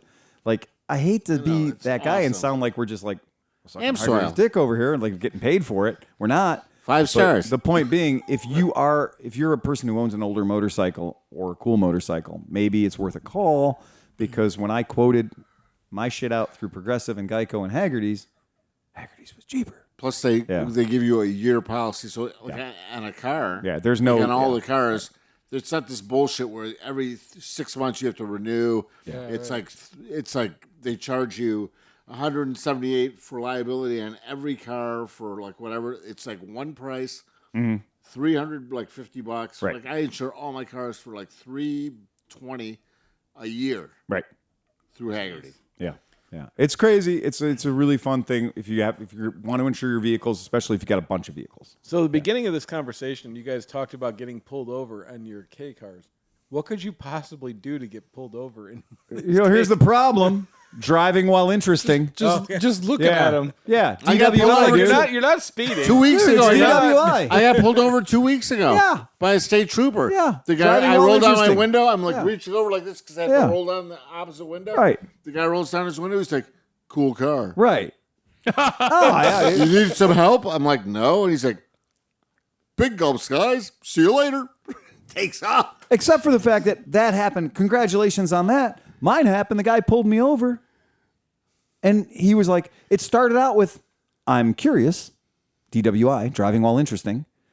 And then that turned into, well, okay, now I just remembered I'm here on the side of the road with you, and we're on the side of the road and the lights are on. I And, have to do something. oh, now I got to be a cop. Yeah. And then it turned into, now I got to be a cop. And then it turned into like, okay, license and registration, please. Papers. May I see The your papers? And it turned fear and that face was of it. making you And I was talk. just like, and that was the game where the guy was like, so where is the VIN on this thing? And I'm like, I'm not gonna fucking tell you. Look for it. Get on your hands and knees. Yeah, It barks like a dog. Not for nothing, man. But if you don't know the law, I'm not gonna tell it to you. It's on the inside of the exhaust pipe. Go ahead and take a look. Tell me what.